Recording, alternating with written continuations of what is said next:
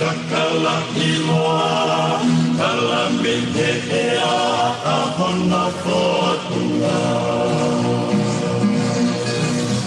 Koe whalahola ia me roto muka Toko au mei e whaakakalaua Hei lawa tangi tangi kakala iloa Kalami te ea ahona fotunga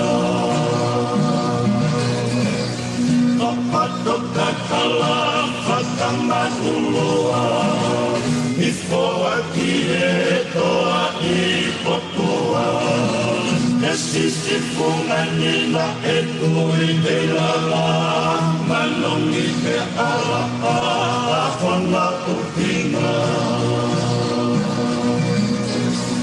Papato kakala whakamanulua Ifoa ki e toa I potua Sisi funga nina e tui e lala Manongi te ala a hona upinga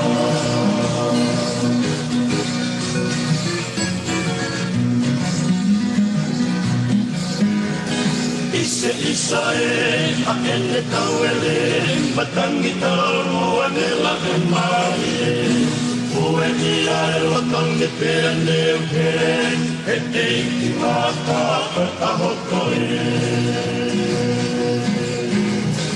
Ise isa e a ene tauele Matangi tau ane la e mai e Ue ia e lotongi pe ane uke E eiki mata e ahoko e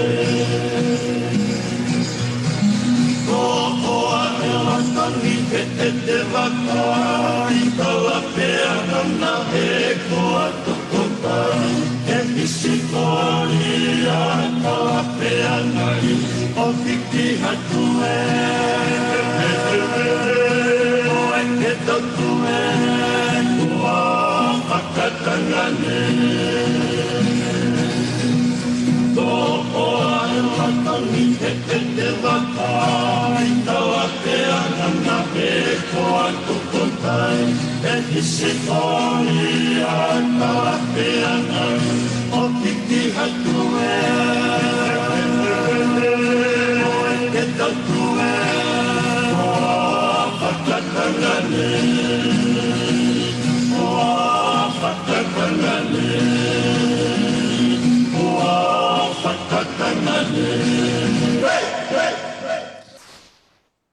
Malo mana malia hau e ke pe malere ia tonga ko toa pe mo mea mai ke mo polo kala maha fe ho a hiva kakala whakatonga koia pia mo au se ta I he fiafi moni te kono no se pitema o e wa fe ua taha o kwa tene tali tali koe pia mo loto fia moni ke ho mo polo kala ma koia ha fe ho a hiva kakala whakatonga o e fiafi ni pia ko tui pe ko ngai hiva ko toa koia te o atu I he fiafi ni ko ngai hiva mana koia o ko pia mo ni I tonga lahi o ki mo tolo koe hiva koia na mo toki me amai ki ai Ko e o wawa I hona o atia ka te kumotolo e seo tā seo ka te tau kolosi mai ke tahanga hiva manako ai pae ngani ko e tupetai ko e funga waitaki pe mai kolo mai le.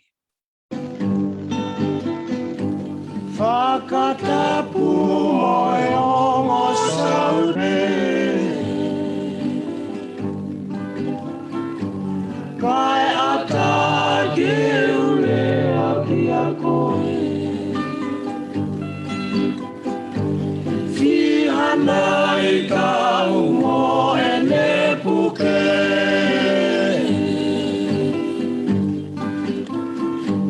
Ka mono fo o hamu no ape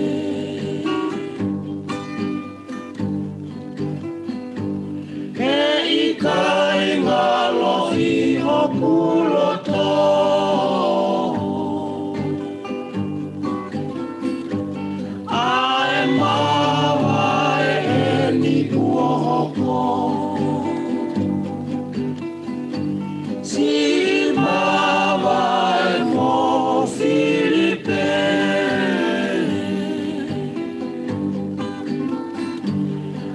Si enere a tuku ope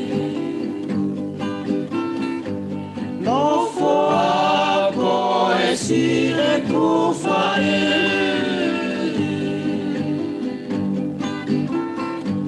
e kui au e mate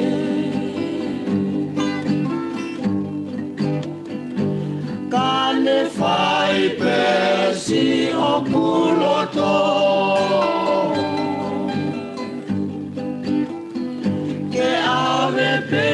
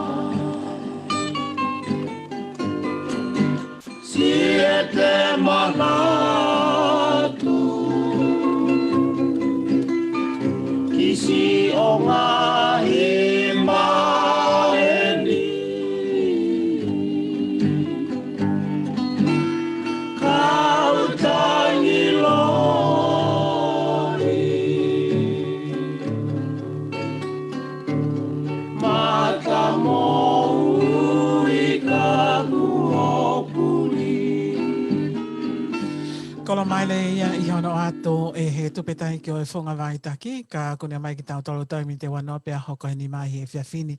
Ko e tau polo kalama whoke ko o se teu teu, ma ki mo tolu I he whiawhini, a ia ko e hawhi ko e ia ai ono, ko e haua ia pia mo e o whaanga, a ia e o atia ka tek mo tolo e ana whiwhita kori. Ko e hawhi ko ia e whitu, e whakahoko ai ai polo kalama siao se vai lai po hiva, ka toloi mai ai polo kalama ko ia ki he hiva, ki he walo I he pōko ni, ko ia I te tau, ia I polokalama makehe I he hawhi ko ia ai whitu. Ko hoko ko ia ai whitu, te tau kolosi ai ki analisoni tupou, ai tene o ato e whakaike eke ko ia pāti hono tolu, o e ngahi talanoa, ki e ngahi e kei o e totono ai tangata I e whakamau anga I tonga pau ki ai pia mo ngahi subheadings ki ai, ke toki me ahi whapeki ai ko ena I he tau pēsele tio. Kai kehe ko e walu tolo noa e whakahoko whoki ai e polokalama koe, mate o whau ki tonga pe to tāpuni e whaleni, I he hoko ko ia ai hiva. Ka tau kolosi mai mua ki he tau afo a si ipe au, o atia maki mo tolo ko tau kau whata mai whiawhini.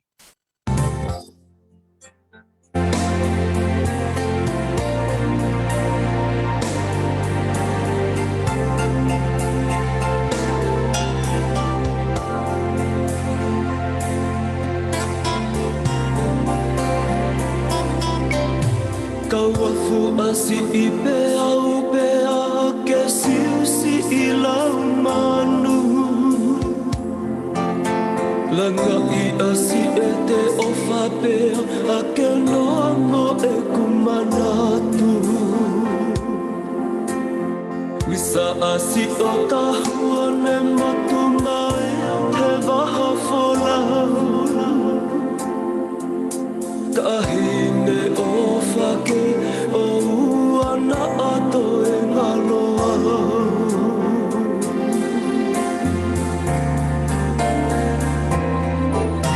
Tulau kauli o pea kapua ne masi aso Kahine o ua e tataka lewa asi o loto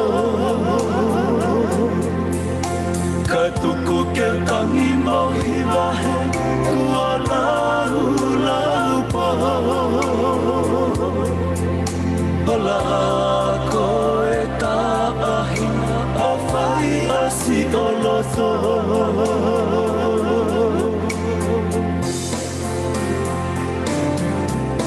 Oia, oia Oia uhoto whakapo Koe me a ka pe, ta ahine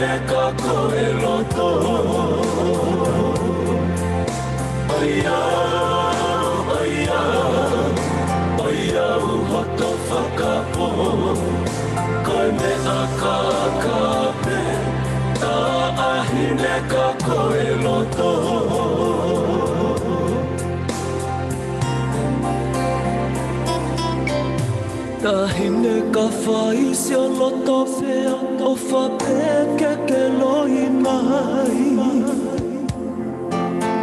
Eli ki tahi ai ki isino ke au hi ai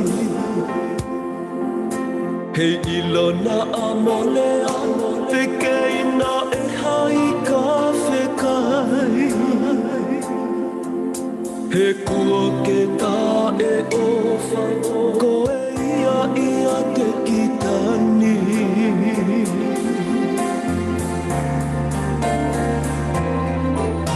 Tahine te uhiki ni mao fua ka wahala ka whale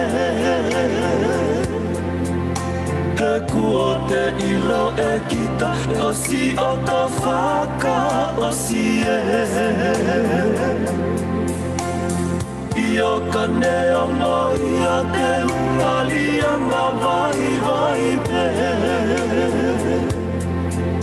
Whai a hofu ulo tona kai Tuku ke uwhai a ki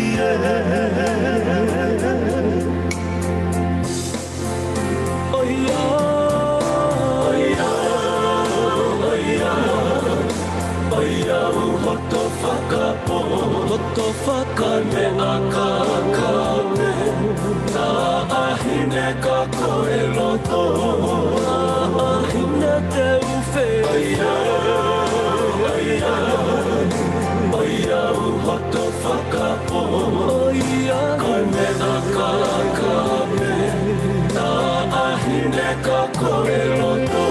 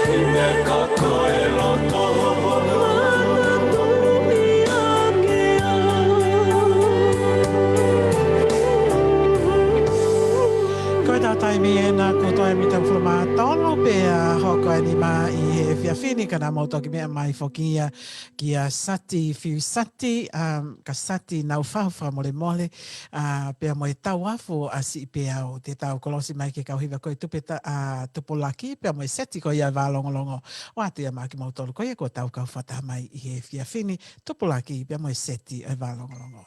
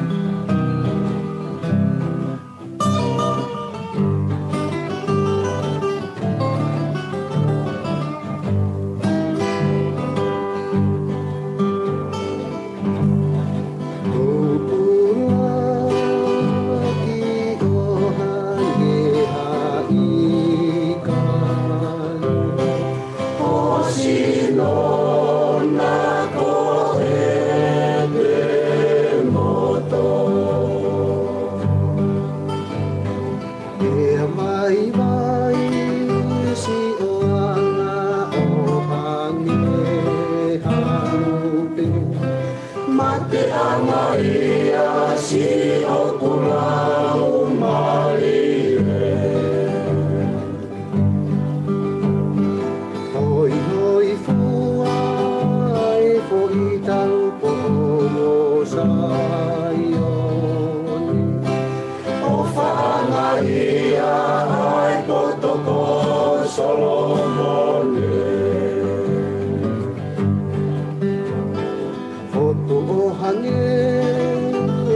pupungalo se tuhu isalon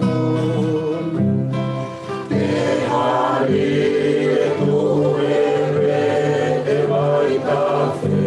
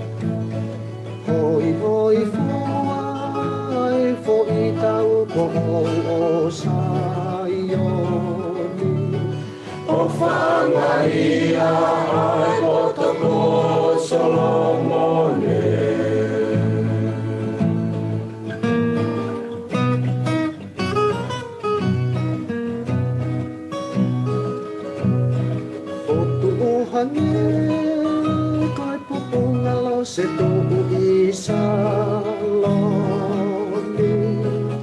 te harille toheve e vai tafe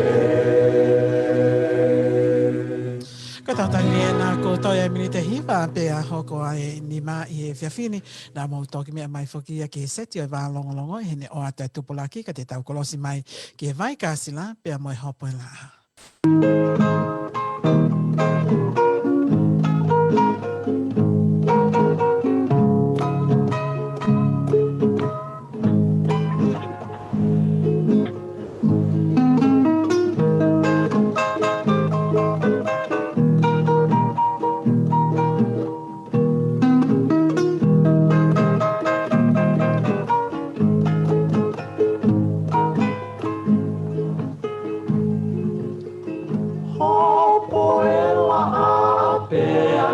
Manatu Hoto o whaanga fo I kukuwau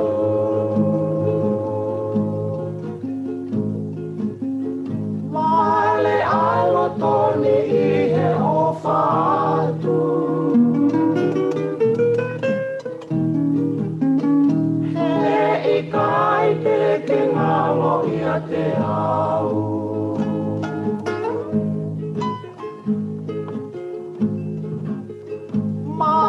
Si au pea te wakai Tā koe o whani mea whakamamahi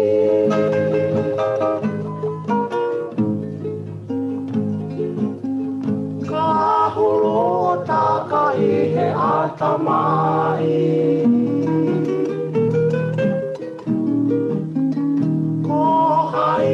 Toa tene tuaki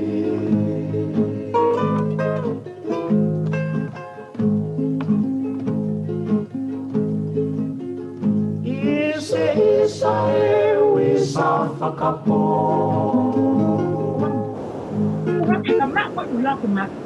Si e te manako no a hosi no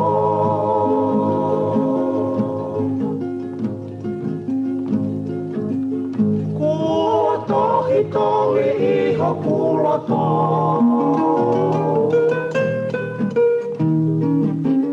Kauka toki ma te pea e ngalo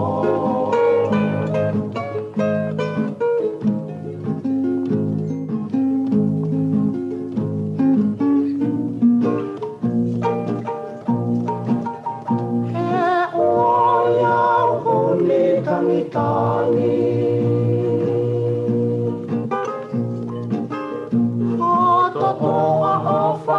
sikitani.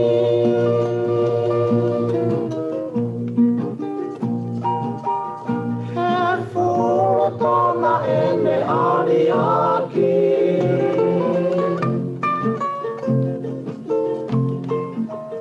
Kai hau hea silo I matani.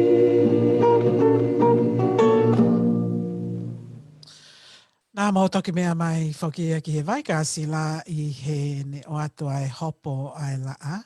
Pea kune mai ki tau tole he whiawhini ke toi me te nima pea hokai nima I he whiawhini. Toi pea konga lele ia te uiko ia ai leo o radio TV Tonga International I he whiawhini. Ka te tau kolosi mai ki he tau hiwa whaka osi o he whiawhini.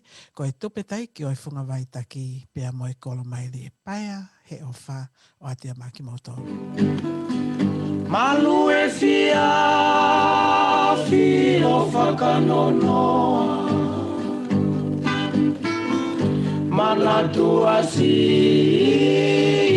paea he ofa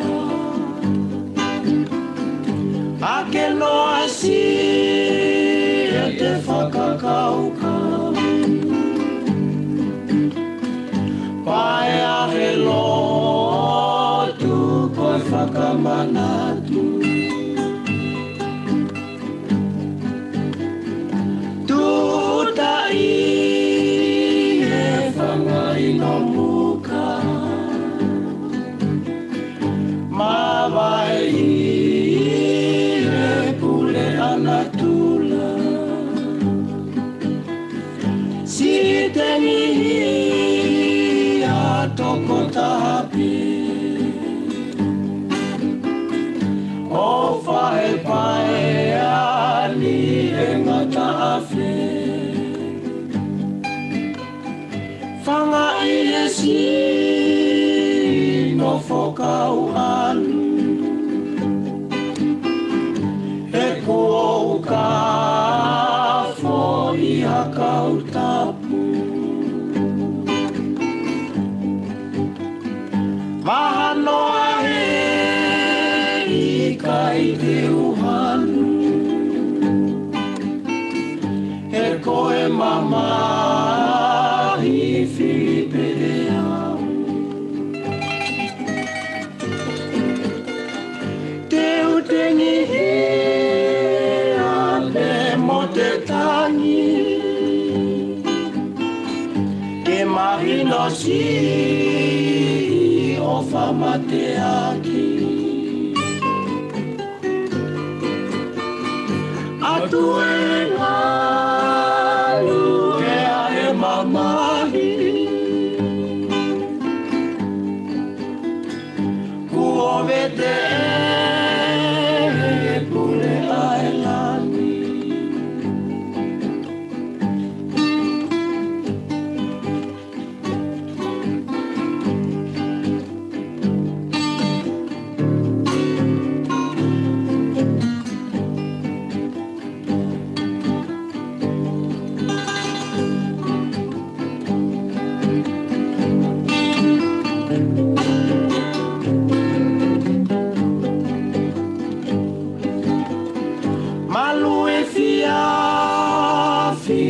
whakanonoa Mana tua si paea he ofa Ake noa si e te whakakaukau Paea he lotu koe whakamanatu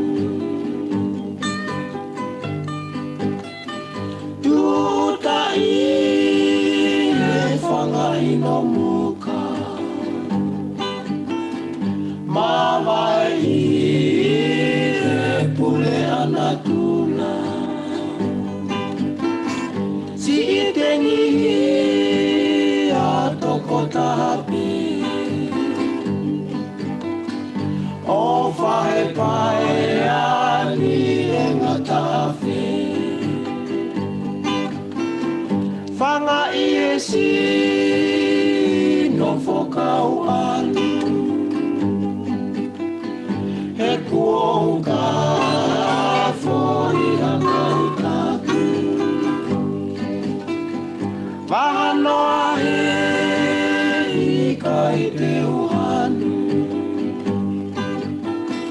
He koe mama I Filipea Te utengi hia pe mo te tangi Ke marino si o whamate aki Atu e ngālu e ahe mamahi Kuove te e pule ae langi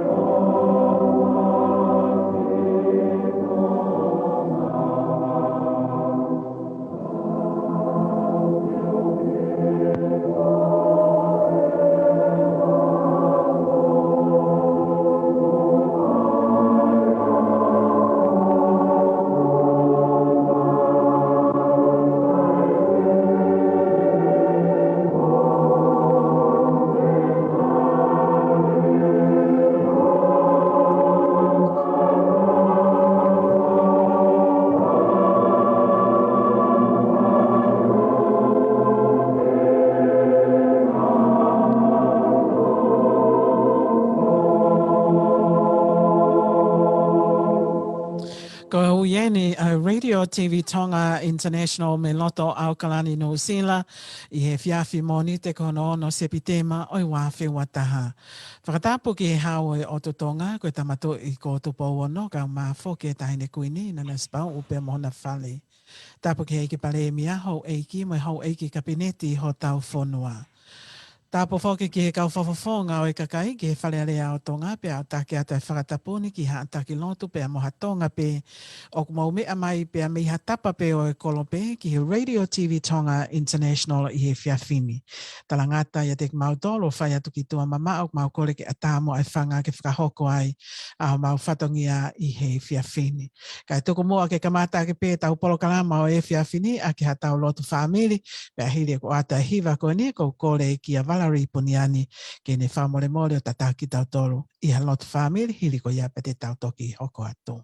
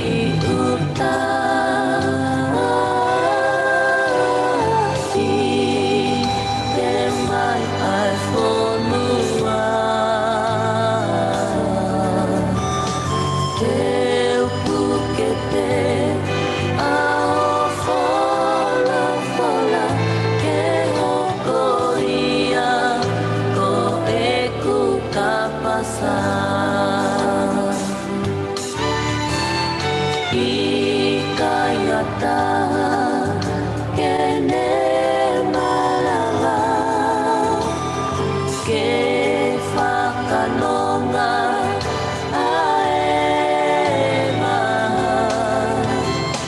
te pukepe aho wholofola ke hoko ia ko eku kapasa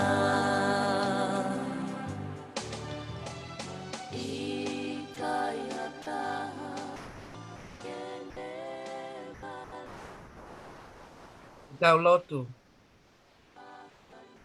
O tua mafi mo ta ingata. Ko koe ko e mau tamai o tua. Ai tamai o te tua ki ai. Ai whanonga e kalistiane. I tau tangata mo i tau tangata. He o kuke whai meesi. Pea ke ofa. Pea ke whaka atu i e mau tōno nou. Mo i mau whaianga hala. O ku mau whaka mo oni. Ka tuku koe. E i kai hatoi o tua. O ku mau lea whakataha mo i mau. O whai mama o pe e mau hu. O ai he fu ho mau nguto. O whe i mua hau fofonga e iki. O tali ai lotu ka mata o e ki polo kalama o e whiawhingu. Ko he whakatūtū he tangata. Tai whakahau he a Fiona. O ku mau kau whakataha me whatsa me. Ka i kai kau a si hova he langa. Ko e kula noa si e mau whenga. Ko e mau lotu ia. Mo e mau whakaamu o tua. Ke holoki ai ngai whai ke he. Me ngai langa a vahe. Ka ke langa hake a Fiona. A ki ho mawhai mo fu mana. Hei ilo na a hoko e mau wheo hi e polo kalaman. E whakaau atua ai ho whekau. He taha ko toa pe. Hange ko lau ho wholofola. Ko mea pe ilo ai ko ho whanau ki mau tolu. Ko e mau wheo whaaki. He huafa pe ho tau eka si sukala isi. Amen.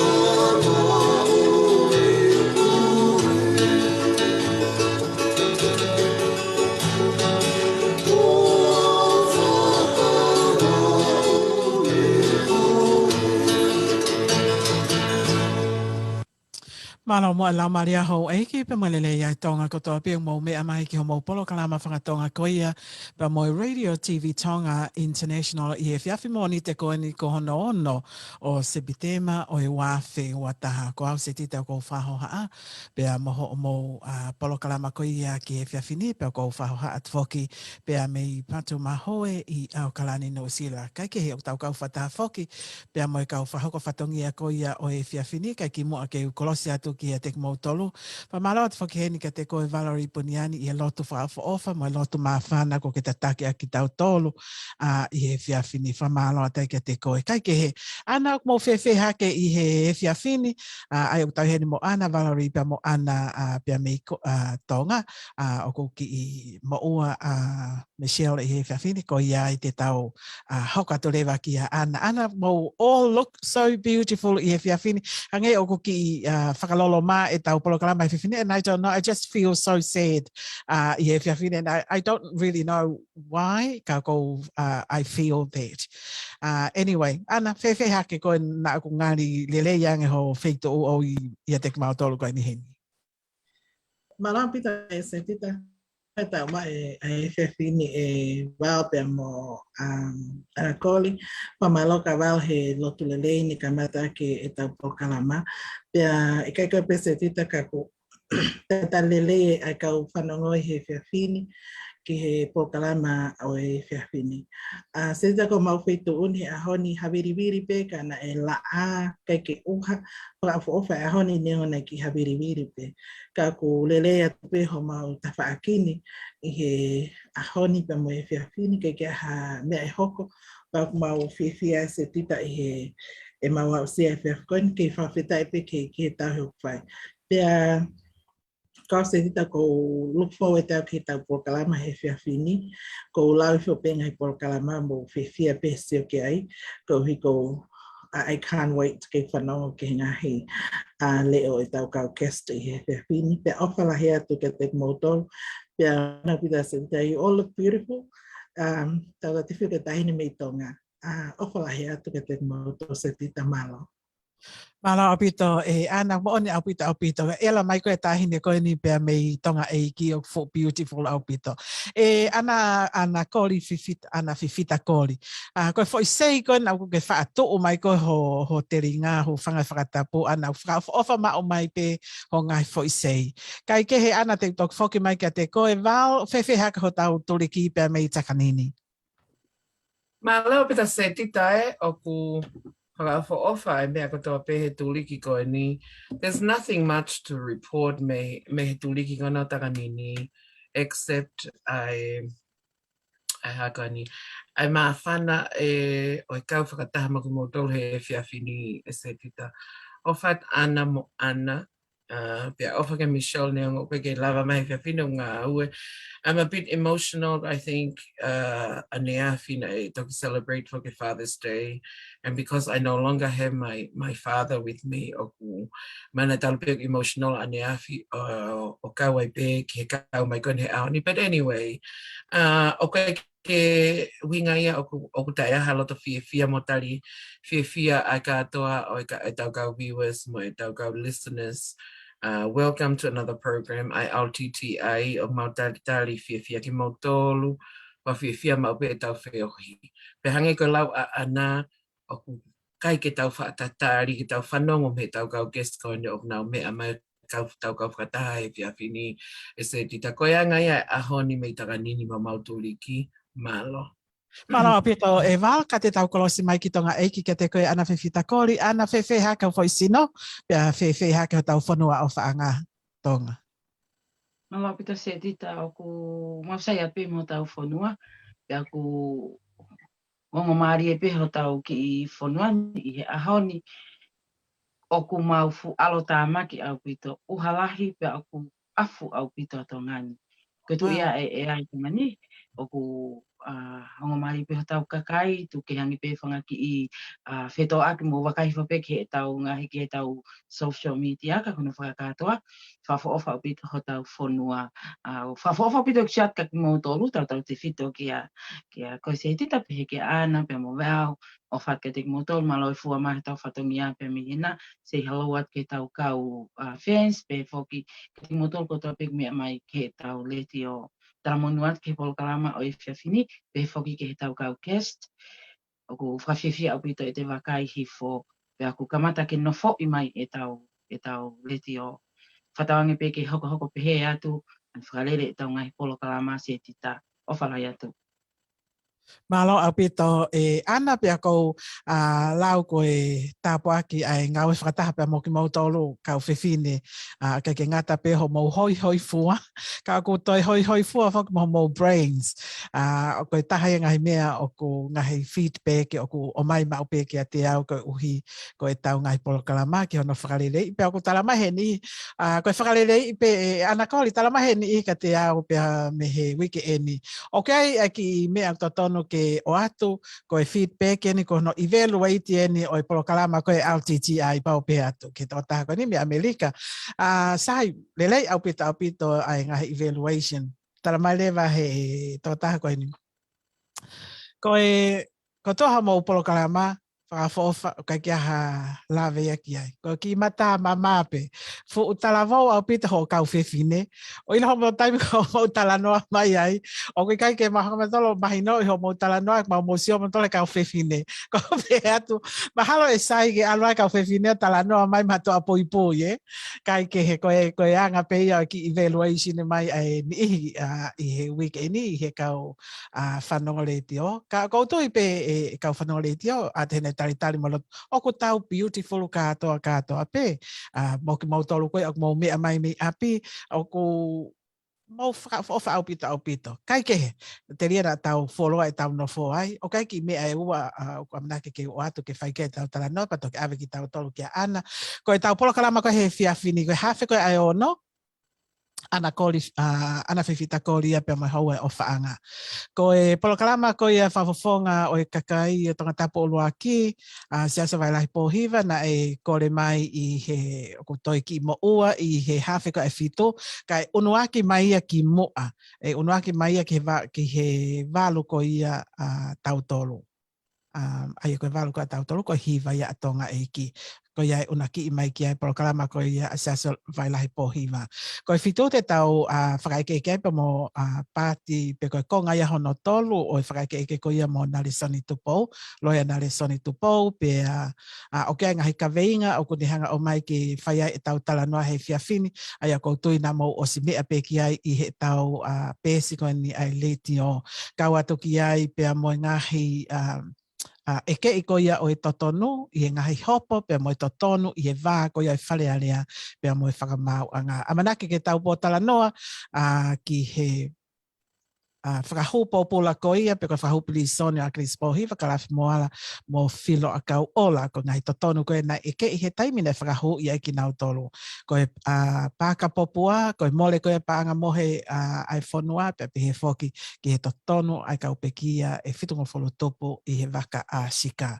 E hiri ko ia pa te tatok Polokalama rewa pe mo siase vai lahi Pōhiva pe tau hoko mai ke mate o whau ki tonga pe tok tāpuni le vai whaleni i he hoko ai hiva. Kai ke he e ana tau look forward au pito ke kotoa o ngahi Polokalama ko ia o e pō koe ni. Ka o ki ai ana ai mea ula ke o koe taimini o ku toe ai mini te valo. Koe te o atu ke mo vahe mo valo ke mo lave mai pe ki ai take mini te whā koe uhi ka tau toki lave ki ai anai o whakaloloto i hongo ka veinga koe ni. Koe ko tukuake mai i he taimi ko ia Nusi Pepa Fiji Times ani he lorotonga koe a wiki eni I think. Pea ku ulu i tohi mai aki e fisi he Nusi Pepa koe ni fisi a launga ka kaitonga toko wanoa. Ia koe talo eni e nau whalau mai pea mei Amerika Hawaii o kolontini fisi o taritari ai ke nau whalau ki tonga pea ku nau kei tuku waka ato i fisi i he taimini. Koe No si pepa ko ia a fisi o whakatatau ki he Fiji Times i he nau whaka eke pa mo i kakaitonga ko i nau lolotonga tu wakai si i fisi. O ko nau pehe ko nau fiu he whetu utaki atu ki tonga ke o mai pero hape ako hoko ka nau tolo. O ke kai tari mai telefoni, o ke kai ke tari mai emails, o ke kai ke tari mai whahinga whetu utaki e whakahoko atu ka te nau tolo. Koe no si pepa koe ai Fiji Times, i loto headline koe o fo i lai tā kakano ake koe ai fo i artikolo koe ni. O ko tu wai ai lea whakaparangi mo lea whakatonga. Pea koe lea ni te uhanga o atu ai lea whakatonga koe i ai. O ko pehe ia,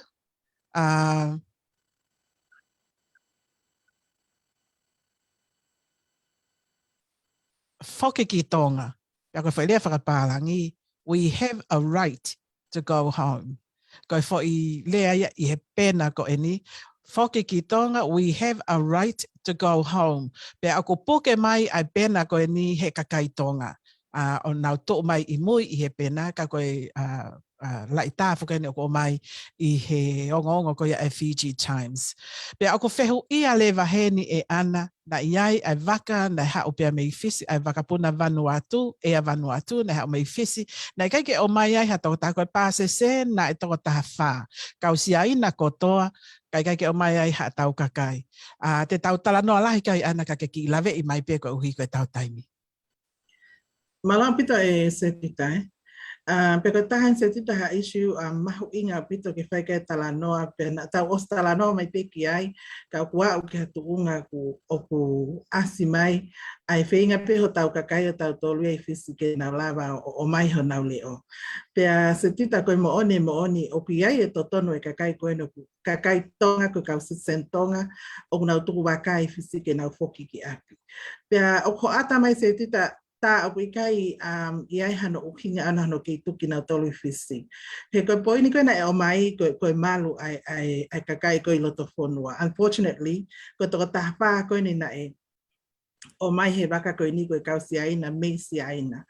Pea i he anga koe ku wakai atu se tita, ko osi mate au pito fo i poini ai malu ho tau whonua i loto whonua i hono o ate toko tahawha koe ni ki tonga.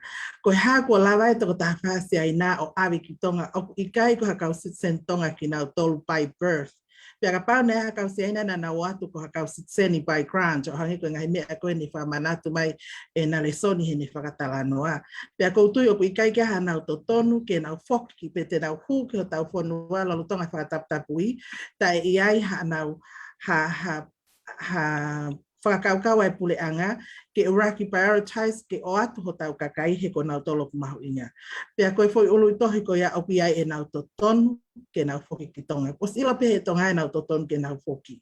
Ka koe ke ilo pe koe hai uhinga o ku malawa he pule anga ke nau whai pe he lolo tonga ia o whima ho tau kakai ke nau whoki tonga.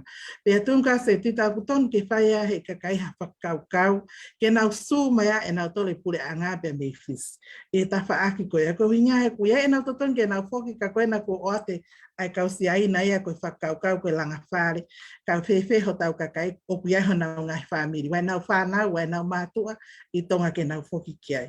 Pea tunga ka se tita ko I can't wait ke whanoa ki he tala noa ki isu koe ni, ka koe angai ni whakaukau he tunga koe ia, ko tōtu ai whahangahanga kehe, ai pure anga mo e nau ngahi uhinga ke o ikai ke malawa ke neala whakamooni i pe malawa ke neala tamatei, ai totono e tangata i whonua tonga kei tuku wakai fisi ke whoki ki api se tita. Malo. Mala apito ana e pa ko tu pe tahaia o yongo isiu pe mangahi isiu ke tau ke fa fonga ko ia e kakai pa pe fa kapive ni piukala i he polokala ma ko ia o he poko ni ko ngahi tafa aki ko ni ba ko ha ho fa ka kau ki he tunga ko ia. Alo pita se tita pa koutui o ku moone pita whakatanoa ana. Pe ko isiu ko ni e tuku waka ko na tau ka inga ko ni fisi. Ko tau tu olahi e tau tala noa i mo tālanga i mehinga i engolo ke he. Toi whaka ofa ange kona, ko whia au ia he nau o awe ho nau le o ke media ko a fisi. He ko uhinga kon ko ilo whamaman lai a wen ko tau sio ai mo tau tolu. He koe whakawhaahinga e nau mai na totala mai o sai pia pisi ko tau tolu pe mo making a big deal. Pera na o hake ai tu unga koe uhinga ko safety ato ngā. Oua sia whavarevare na nau ange pia pukeha taha. Ka kuhange koe lau a ana. Ke o atu rewa kau si aina koe hao no uhinga. Koe ngā koe paanga kau si aina. Koe lahe tila mo si aina. Ko e tau elu ki si aina. Is that it? Ko no uhinga e ka hao tau kakai. Pea ko hawi o kou tu whatahau me lau kona a ana. Ka pau lava su, kuna lava whai ha mea whakalau, ano su e pule anga. And it all comes down back in my, he whakaukau e se tita, ki e mena tō wholofola ki ai e tamatu i. Mau whiri whakapoto, ka pau he kai, ko ngahi mea tatau kono no abuse right kon acid senitonga e hoko e tu olahi e fiuta ofi pa te tau fiuta naki pia tau hela ia hono to e tālanga i. Mou whiri whakapoto ke whainga i hapure anga e aluatu o ofa ia mou tolu kakai. Malo se tita. Malo apito e valo ka tau tai mena o se minte ua hiva pea meihe ni mai whiawheni te tau kolosi lewa ki tonga eke ki he polokalama haua pea moi o whaanga Ana Whiwhita Kori. Ana? Malo apito se tita and say hello to everyone. Malo lele tonga. Talawhalawa Samoa, Pulavina Fiji, Kia ora, Maori, Iorana, Tahiti, and Aloha, Hawaii. Welcome, ladies and gentlemen. Our fans, ki he e tau polokalama pia moi Radio TV Tonga International pe minusila. O ko heni ke o tarita lerea ki mo tolu, ki mo kau mai ke ku polokalama hoa pe moi ofaanga. Ko e whiawhini pe moi hoa e ofaanga. Ko e whainga ia i peha mea ke tau lata whoki tita. I kai ke ngata pe i he whakataptapu i whakamāmani lahi ko e ni tau ngoi unga ngau e tau ulu pia i kai ngata ai ko e momoko toho e ngahi aho ni ko tongania ko e afu toho a singa i hono toi ki whamama whai o e whakataptapu i mo e to e loka taun wholoa. Ko e koe whiawhini, hanga mahene ak whau e tau e whiawhmoni te ko e tau e whiawhi ui whai kawa toua. Ka ko ke he whiawhinia, ko wakai atu au ki he whakatu uta mai e fu pasi pa me ni utoa. Whakahifo mai e fu kau whaikawa toko lai. Whanu pasi pa te tu. E koe mai ke whai e nau ui whaikawa. Ka koe mea ko oku whaoka te au. Ko se tau nau hifo mai pena utore mo nau ki toua. Tā ku hao e tau kau tahine e tau tohi whiawhini. He ku hao pena utore mo nau toa. Ko iai. Kamata ten ke nau whakanofo atu e nau whukau whaikawa. Tita pia mou kata ka mau ka longoa atu he whiawhini tupe mua ke mau longolongoa. Ka ki mua ke tau hoko atu, koe kuki i special dedication ke whiawhini ko e ku birthday greetings ia ki he oku husband, ko ku husepani ti hopono aho i he whiawhini. Ko ia koe uaki whasi o ko whakaamu ke oangia akia e ku popo aki talamunu ke oku husepani ti, ke tamai eni e ma whanau e toko whitu, pia mo e maki i moko puna e taha se tita.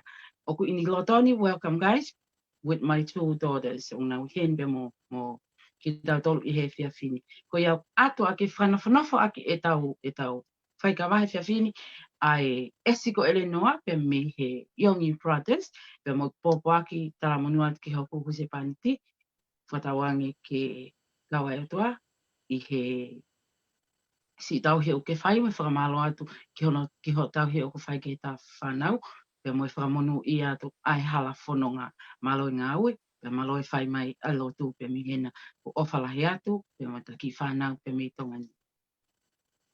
DJ, ese o ele noa pa ko loto pe ke uhanga ta alunga i ai ki fo i hiva ko ni ke whakame i ke kuhoku husepani ti mo kuang kita mai ki whewhineu nai lotoni heni mo ki tau tolo. Ese o ele noa ko tau hi mai.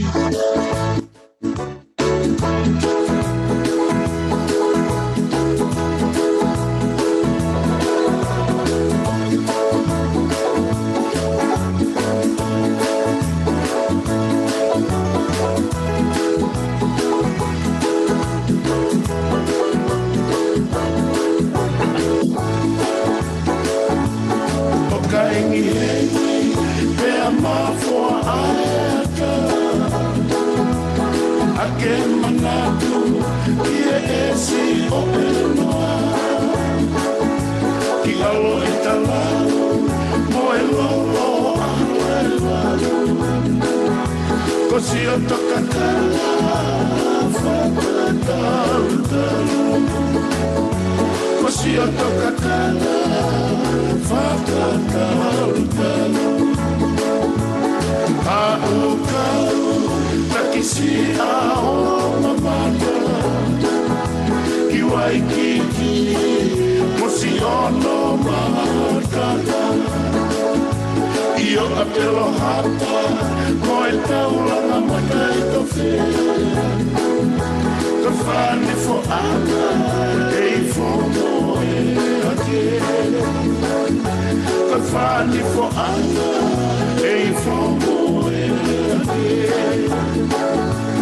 ka kau iwa asi o kuloto ana ue mana tu siete una loto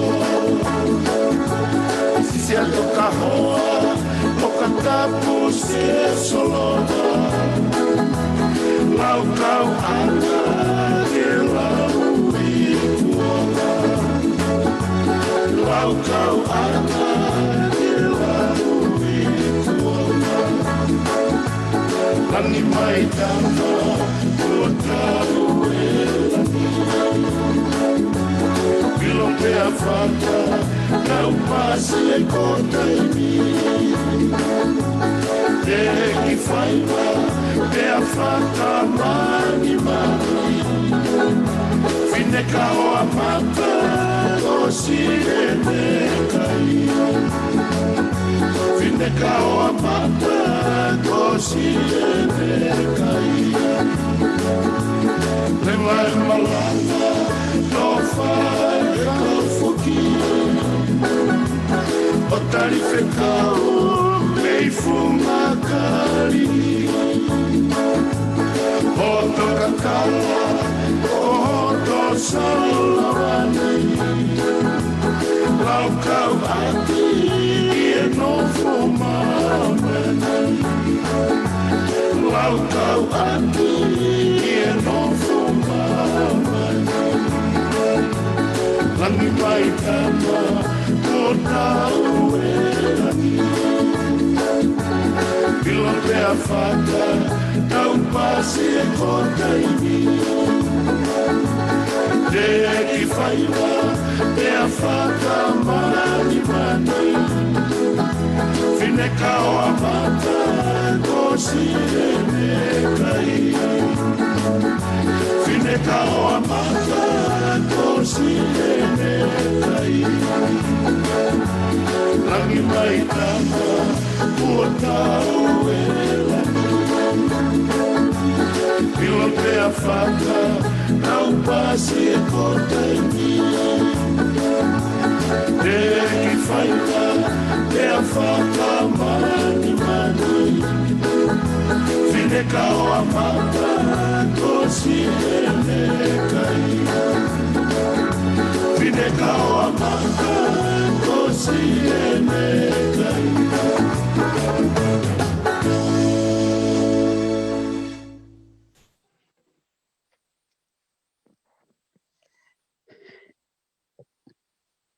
Ko tui pēna e whiawhia hau ko kusipani te pe whauki ki he kongo ki i tamai ki i he whamei tēnei whai.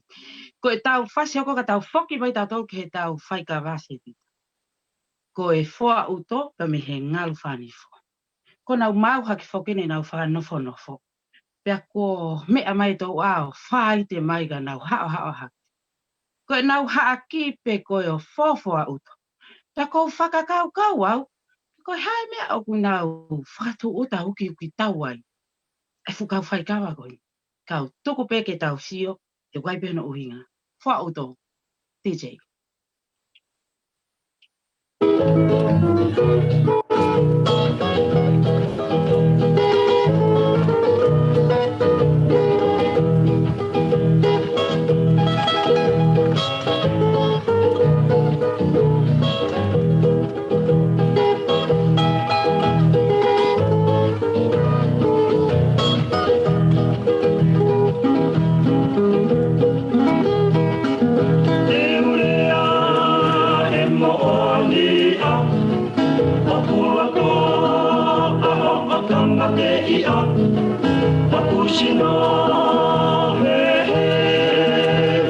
tamate ia Tokusino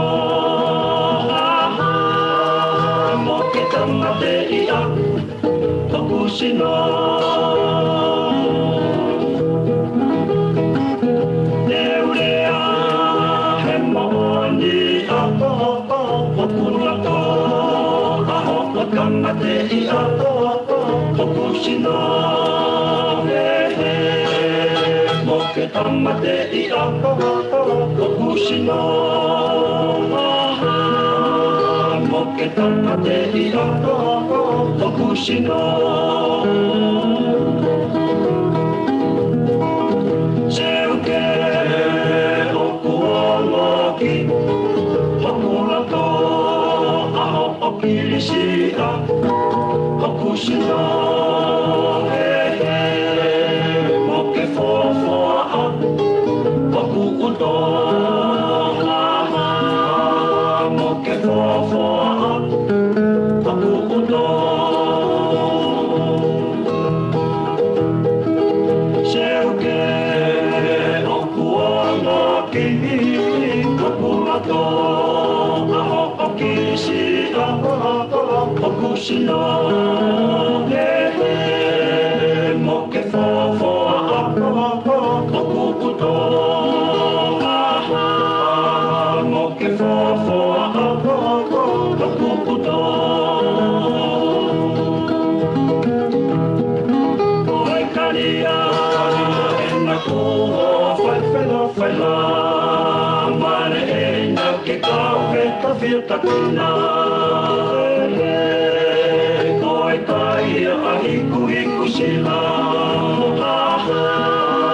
Koe kai ahiku hiku sila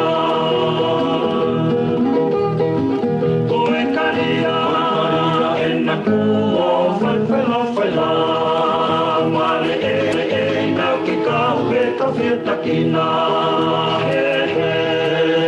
Koe kai ahiku hiku sila Koe kai ahiku hiku sila Ko ngā hahai whukau tāme ai whiawhini. Pako kake kei tangotu mai tō ako. Lihiwa e hake ki he ko mawhuria kei tōa tangma. Ko e tau whasi hoko ko e ange matangi pia me he tonga set. Me he sete walongolongo. Ko whanonga to awia ki he ngai kawa mata uti tā ko whana te kei tōa. Pehatu ia tōa. Hange na ke tahi ua ko he ahoni. Tarangi he tōa. Ko e wehe ki whoki au tahi mau pei. Mō mana tui whoki au te ki ai ke ilo ia tau pe ko hai e tau a ko ni he si tu a mai e ka te au. Ka ko satu pe ko i fu keloin ka te ilo i pe. TJ, angi matangi me he tonga.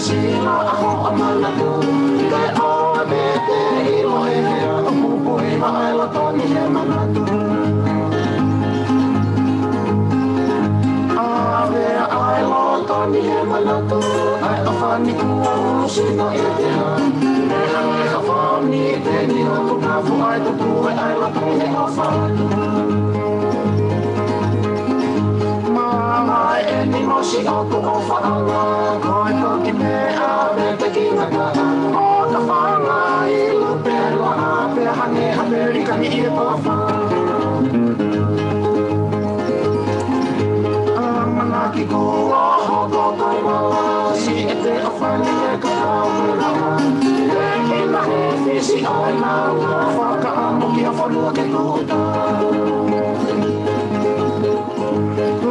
Tani kua wao, whiwai mate, mātana e ko awha mawai. O nā koa akoa o ngā maupe, ai a whani e ne whakawane mai. I sato a pe ko hai te melawa, mamai e o whapua muata. E au hange ha a kautu me ha, o winu ango i matai whaingata.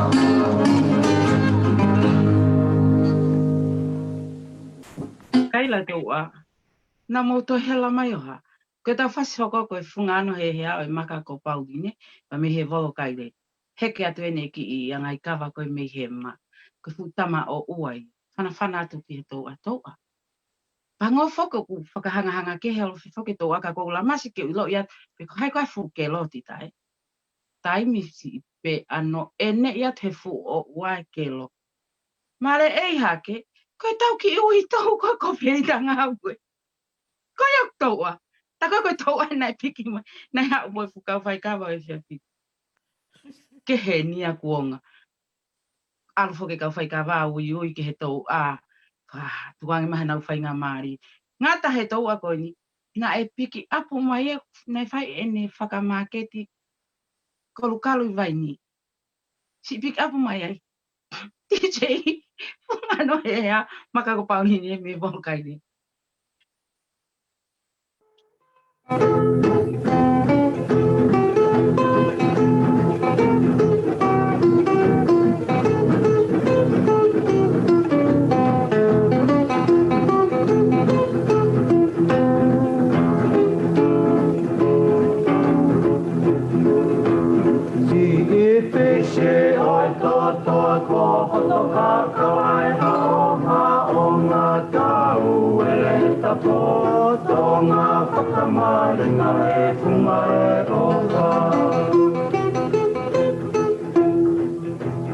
Tahuri koe he kumana tuuta angai pulau kau hilo mene hoa tatau whakawale ki au. Lau mai e, se puapani kei tahake. Tehi anga oe opa vevene.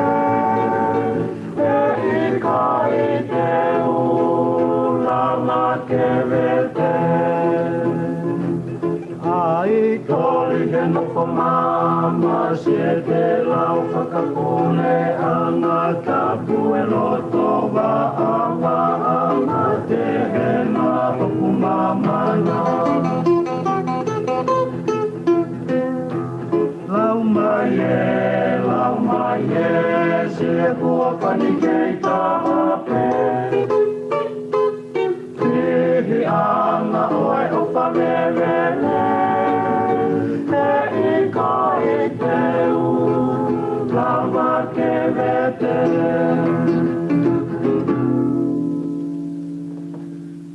Ko kamata ke pau e tō ai, e ko kamata ke ai lea e tō ai, ke heke mai e fu ai. E fu dile a vai o nai e fu tamako mi pangai motu. Ma marita e tuko e tō ai ko ene ta e motu foki e fu pangai motu i. Pehea tu e fu pangai motu. Tuko kau ai e kuki whakawa e aku ki he tō ai. DJ, sila e ofa, dile a vai o una.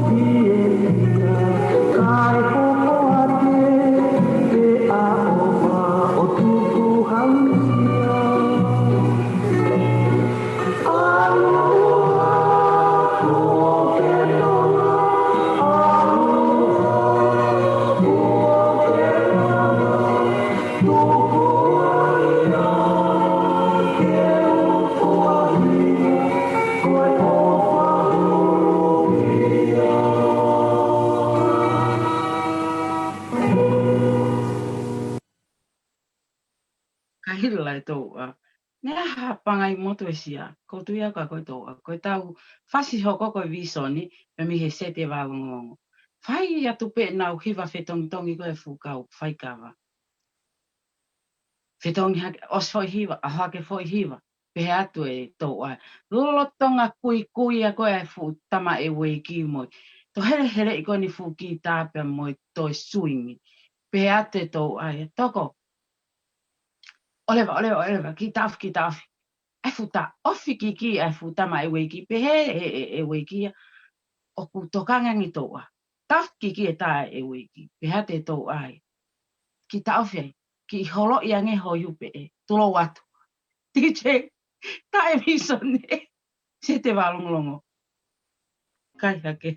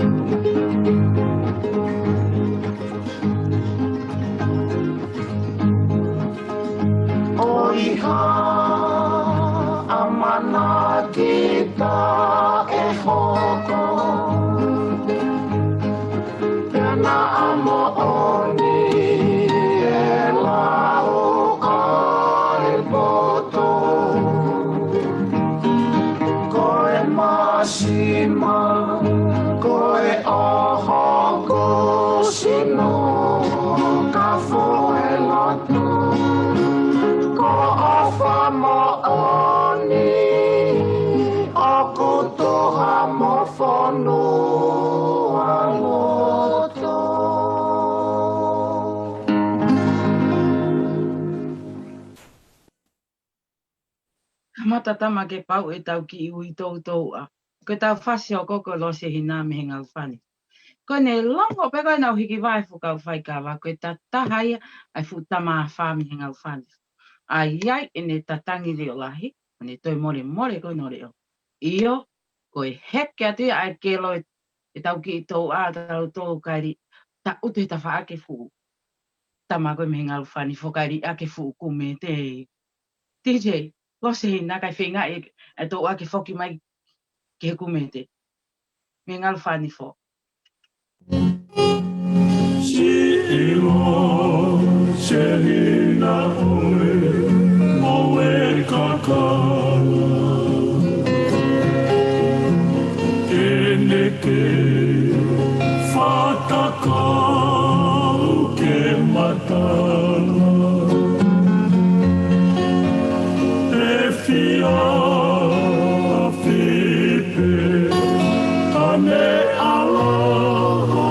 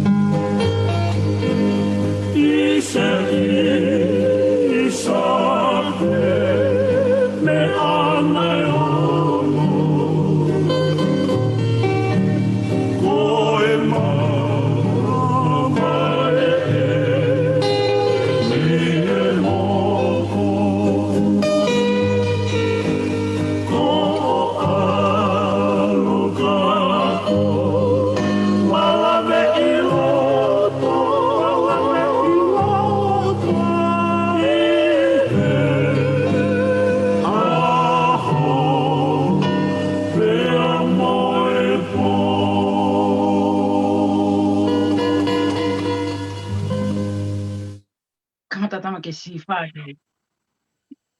Ko kamata tama ke si whae ko kau inu kawa. Ko pau e tō apa ko heke atu ia whakaloloa mai me tawhaaki koe o futama koe me ngālu whāni fo. ona mo to fai ke futo a me paintu ai tapu a wito ia ko ta fasi ho ko amanaki ni inasi pe me he fea win mantu ko heke to ai ko le ange he ta fasi pe me he fea win hei ka tama tuku mai ki au ke hanga whakafoki ia te tau tau a ke ono mea anga ke ohu ho tau ka wahe ko kamata ki tau se lua tari i atu e fu wolo kaile Malu lakange ke heke atu ai ke lo ia. Ke lo ia ki ena. Kai ho mai ke lo e wai ke whaka uho tau. Wefe i he fia vini. DJ amanaki ni ina sipe me fia wini.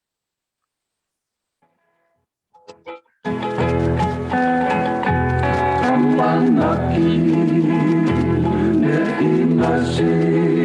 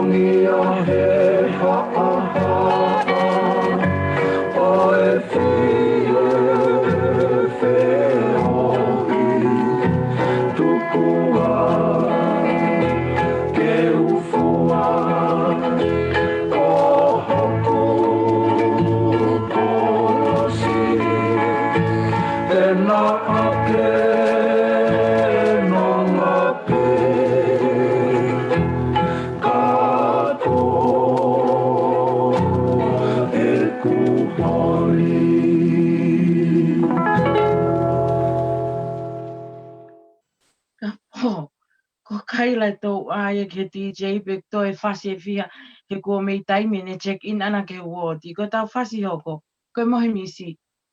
Lolo tonga e tau whiu whenga e tō a ke mawahe mai me he fuu tā whasi ai ngalu whani fo. Kua hou mai fo i mana ia ai RTT ai. Sono tani pōhiwa, pe mo ne fuu ma u kawa. Ka kai ngata pe te tahi ne fuu ma u kawa, ke toi efi mai mo e tō ai. Koi ai. Heke mai e fu kero e wā te utare ambulance kai pē atu, koe fu mauri. Koe tene hoko atu e tau palu ai ho nau ka wae whiawhini. Kai si pehe mai e kero e wā koe tare fu ambulance. DJ, tai mai whetongi e tau tō a, mohe misi.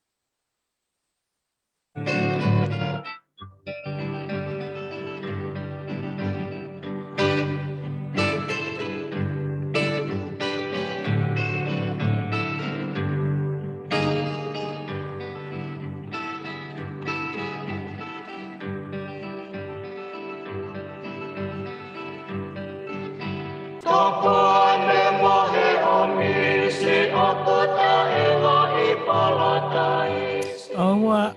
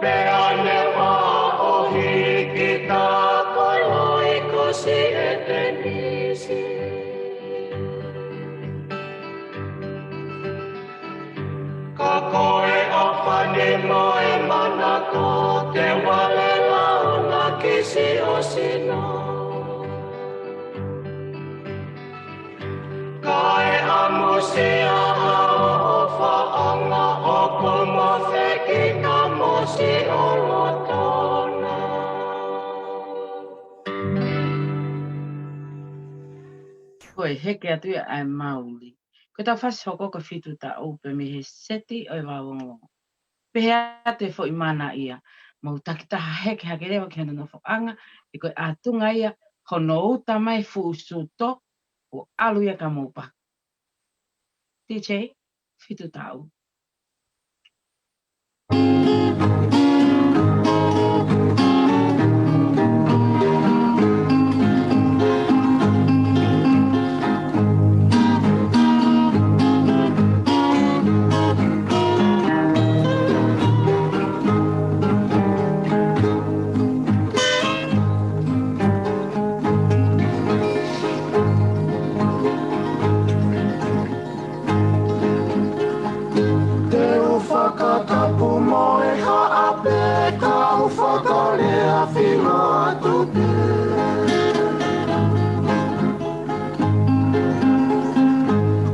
whakamahino ki a te koe, he kohosi no na koe kupere.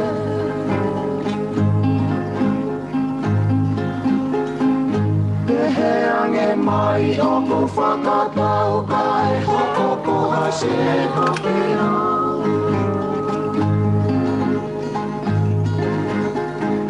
Toe lau mai moha whito tau kai ke hepe ke ukoki moa.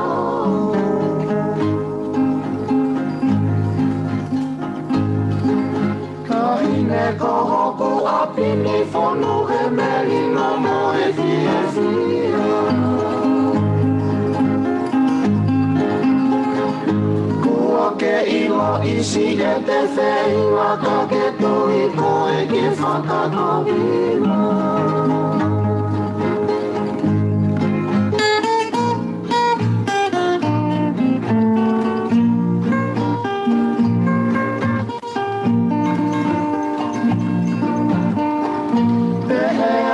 Mai o ku whakatau kai hoko koha se kopea.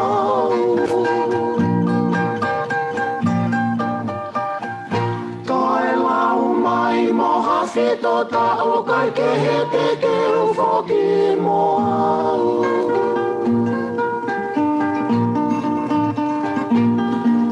Kahine ko hoko apene whonu he meri no mo e fie fia. Kua ke ilo isi e te whenga ka ke tui koe ki whakakomila.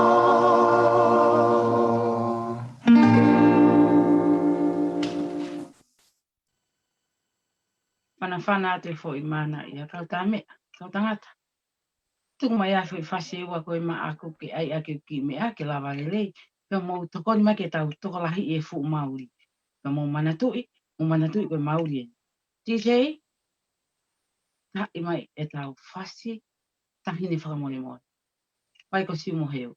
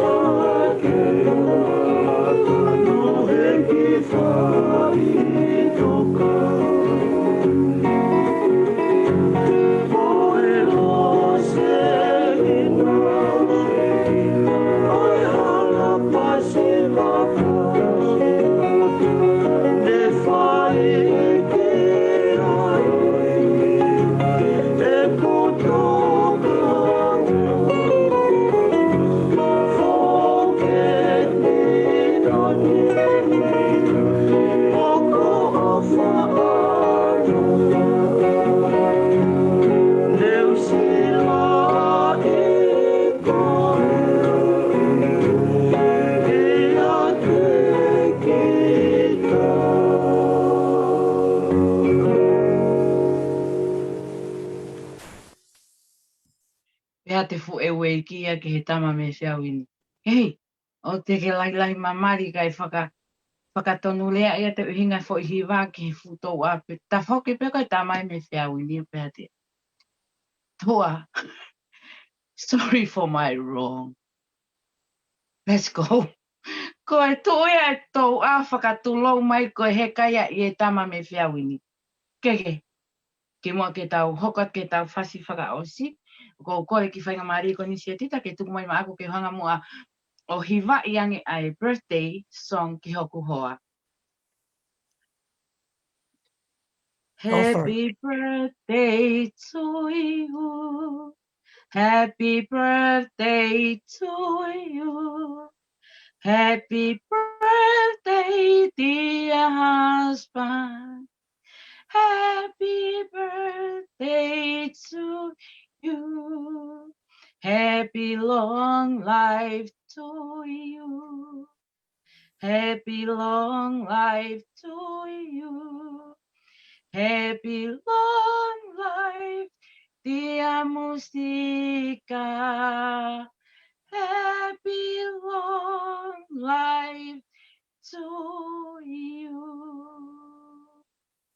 Ki mua ke tau hokat ke tau whas whakaosi ko a te whamalo whiwhia o taunga ke te ngotoko tau pe, mea mai pe mi heo pe whoki ke tau kau fence, whakaverevela mai mo whakamama whanai mai e kamata anga e tau poloklama ni Etiopia mo i RTTI i he whiawhini especially ai houa pe mo i ofa anga.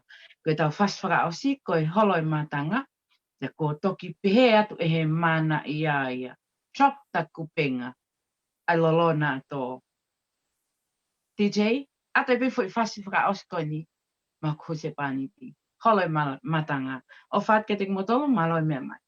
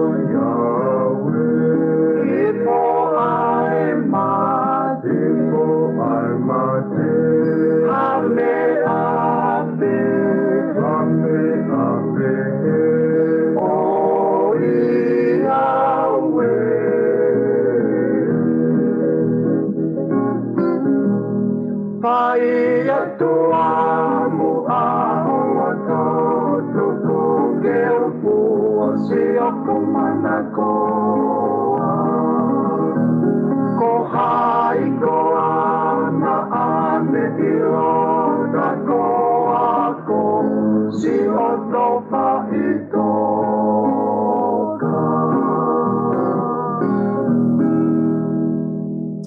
Na mo tok me mai foki ki he polo kalama haua pe mo o fanga a tene fa malo lo to honga monika te koe ana fifita koli I he polo kalama fanga ofo ofa pe mo fa ma fana fa lata opita ngai fasi pe he foki ki he tahine ko ia house o polo kalama fa ma fana pe le lei opita.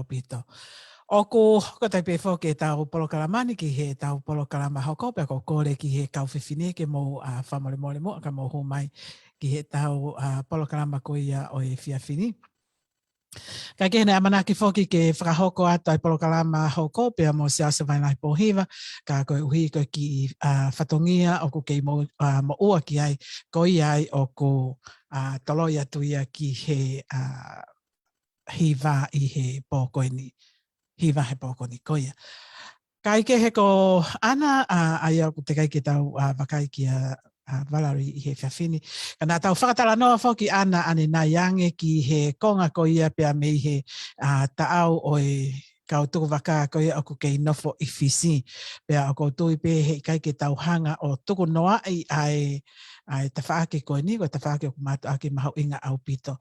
Kau kei e ana pia mo e konga I taha o ko whaamu ke whaikia halawe o ko pe koe hae uhinga o ko kei ripoti mai ai mei wawau o ko kei whakaholo ange pea ngahi waka I ote ko ia pia mei toa pure anga. Neongo ai mao ko ia o ngahi mao ko ia o ngahi cocaine mo whaito o kona tapo hake ngahi matatahi o wawao. Ka ako kei ai pe ngahi I ote o ko kei ripoti mai pe mei wawao e whaiongongo koe mei wawao o ko kei lahi pe ngahi I ote o tau atu ki wawao.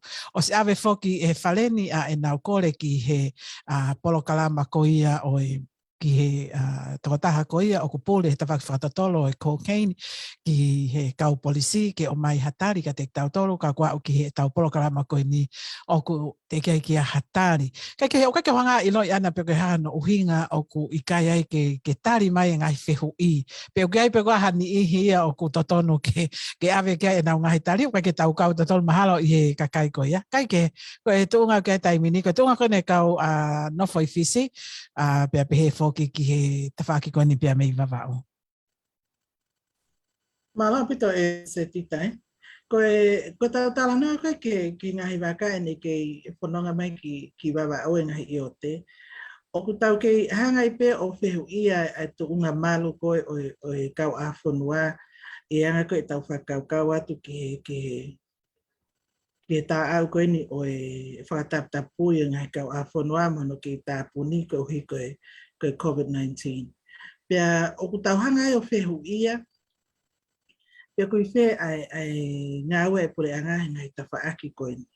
Ko hia ku mahino mai o ku talo me he tau whanonga mai na mahino au pito ai kai ke malawa ke ta ofe ai ngahi I o te pe whai ahono processi whakalelei o ngahi waka koe ni he nau tu uta mai koe ke he tau ngahi konga tahi. Au tau satu o koe ke tau ilo pe koe hae uhinga o ku kei whai ai ngahi o ke ha mai ai ngahi mea koe ni I he taimini lolotonga ko ia o ku iai ai o ku tala noa I mai ahono whainga ke tā pune kau a whanua. Ka koe ngahi I ote koe ni se tita teu whia maari e ka pau koe whakatala noa koe ngahi waka uta koe nu po atai ngahi koloa ai kakai. Ka koe tau sat ke ngahi I ote o mahino ka te tau tolo koe ngahi I ote koe ni o ku atai ai kakai muri mehe ngahi whanua. Pea tau hanga whea ko whea ai tawha aki o process e kakai o kūki loto whanua I he ngahi waka koe hahona ke pea mo I kakai koe o tapu I he kau a whanua koe o mai ai ki nau tolu I he wakapuna.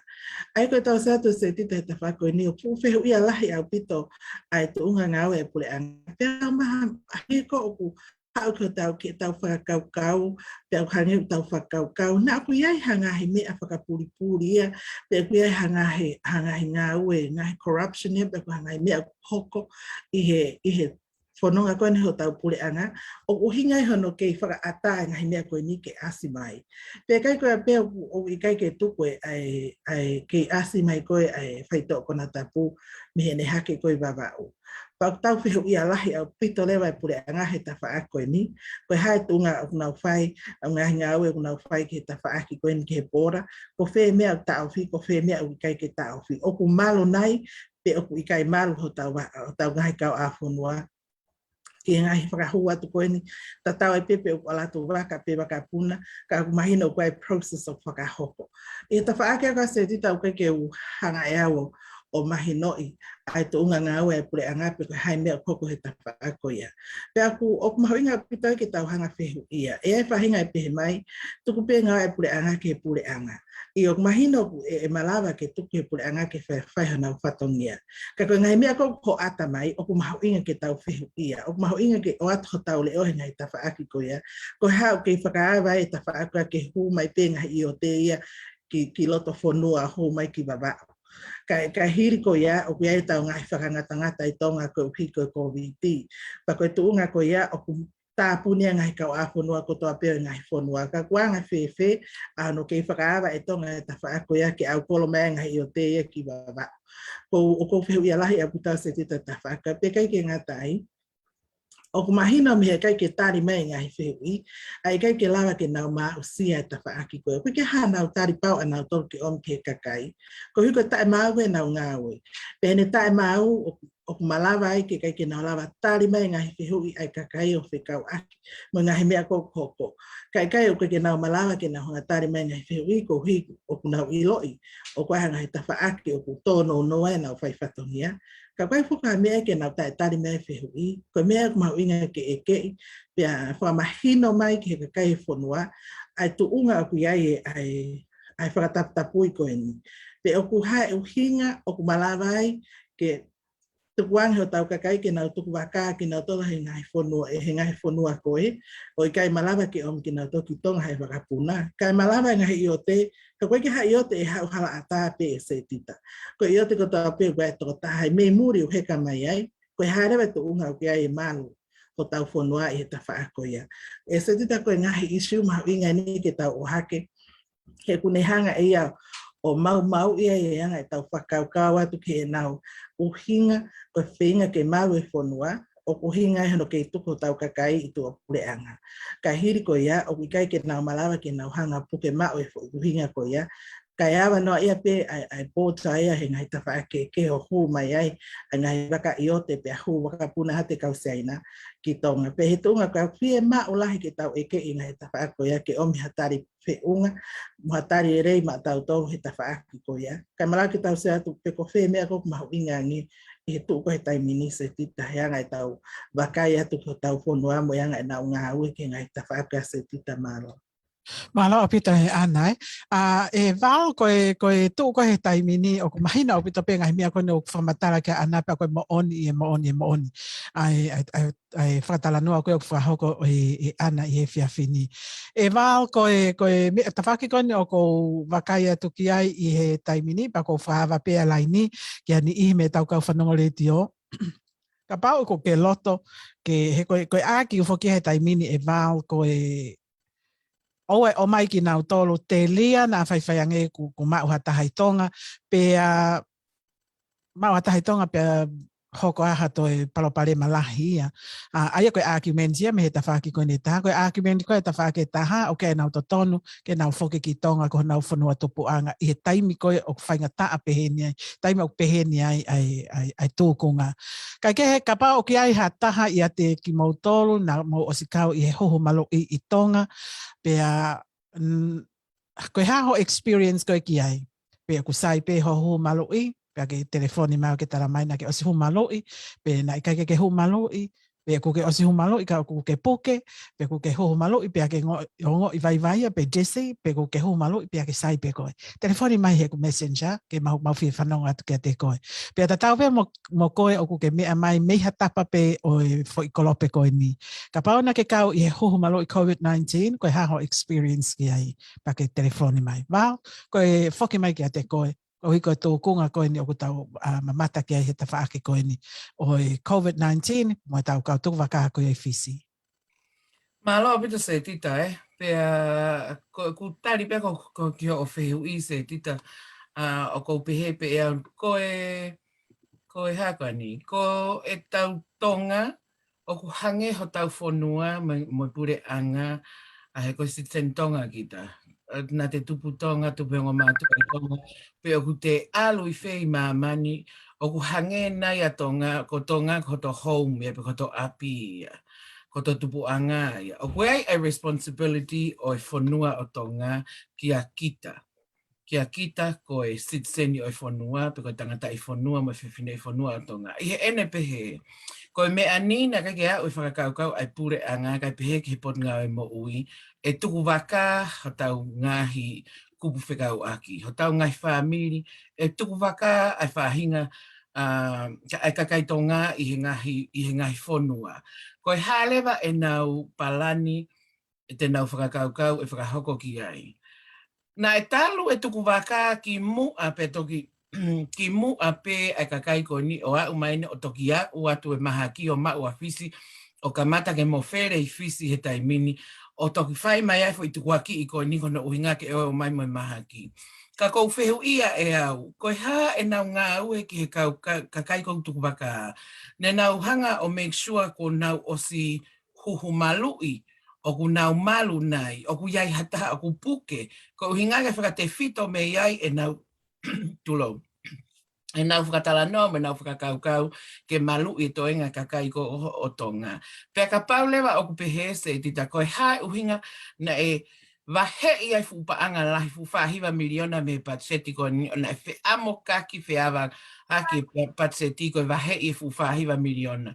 Na e o atu e nusila Australia me ngai whanua ke he a ngahi tokoni pe koe 8 ki he tau I koe ni o COVID. Koe hae nau mea na e whai mo aku tau o si ilo pau pe na e alu ia I he tanu hala.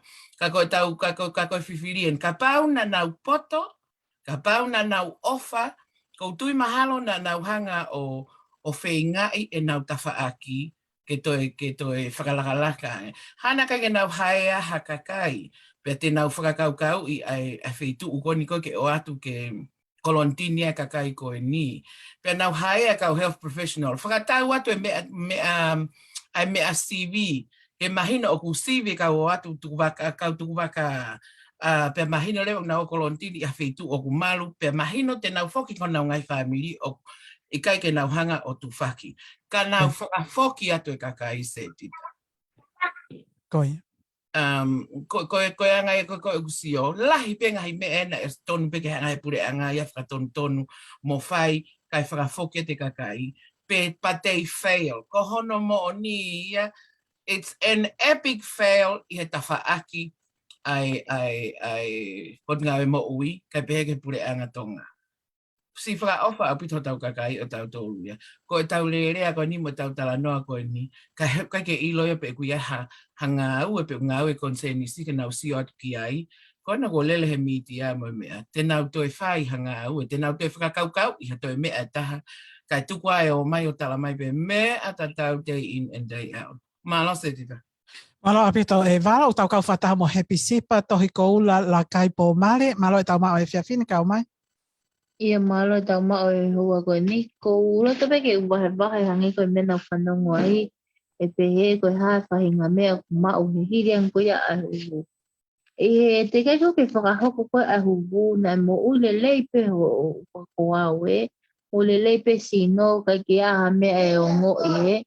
Ka taim koe osi koe ahu wu. Ngo I peki taia he taim koe he e whiapi po osi a te mga ue ku whai.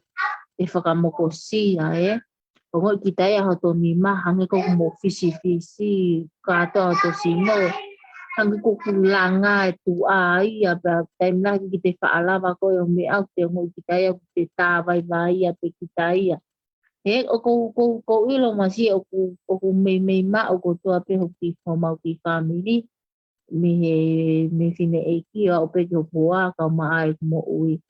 Ka whai pe lotu ngā mau lotu pe ke te whakaha mai ha mea totonu. Nā ko whinangalo e ki he mea ko ni pe o totonu nai ko a pe kai e. Ka kuiro hanga he kuhu ko ni o mea ai te maha ke te tāna ki me ka kita ko ka kai ko nai mo i lele i o koe. Te tāna ki mai me ai o te o me hangu te whaingata i ai a ko ia pe malo ki mai ngā. He pisipa lewa ho mawahi me ho telefoni. He pisipa ko telefoni mai mei tonga pe ko Australia, New Zealand, Amerika? Mei tonga. Mei tonga. Aia, nai, koe hato o konga ho mo i lelei ki mo apake ki toki lawa to kau he huhu maloi.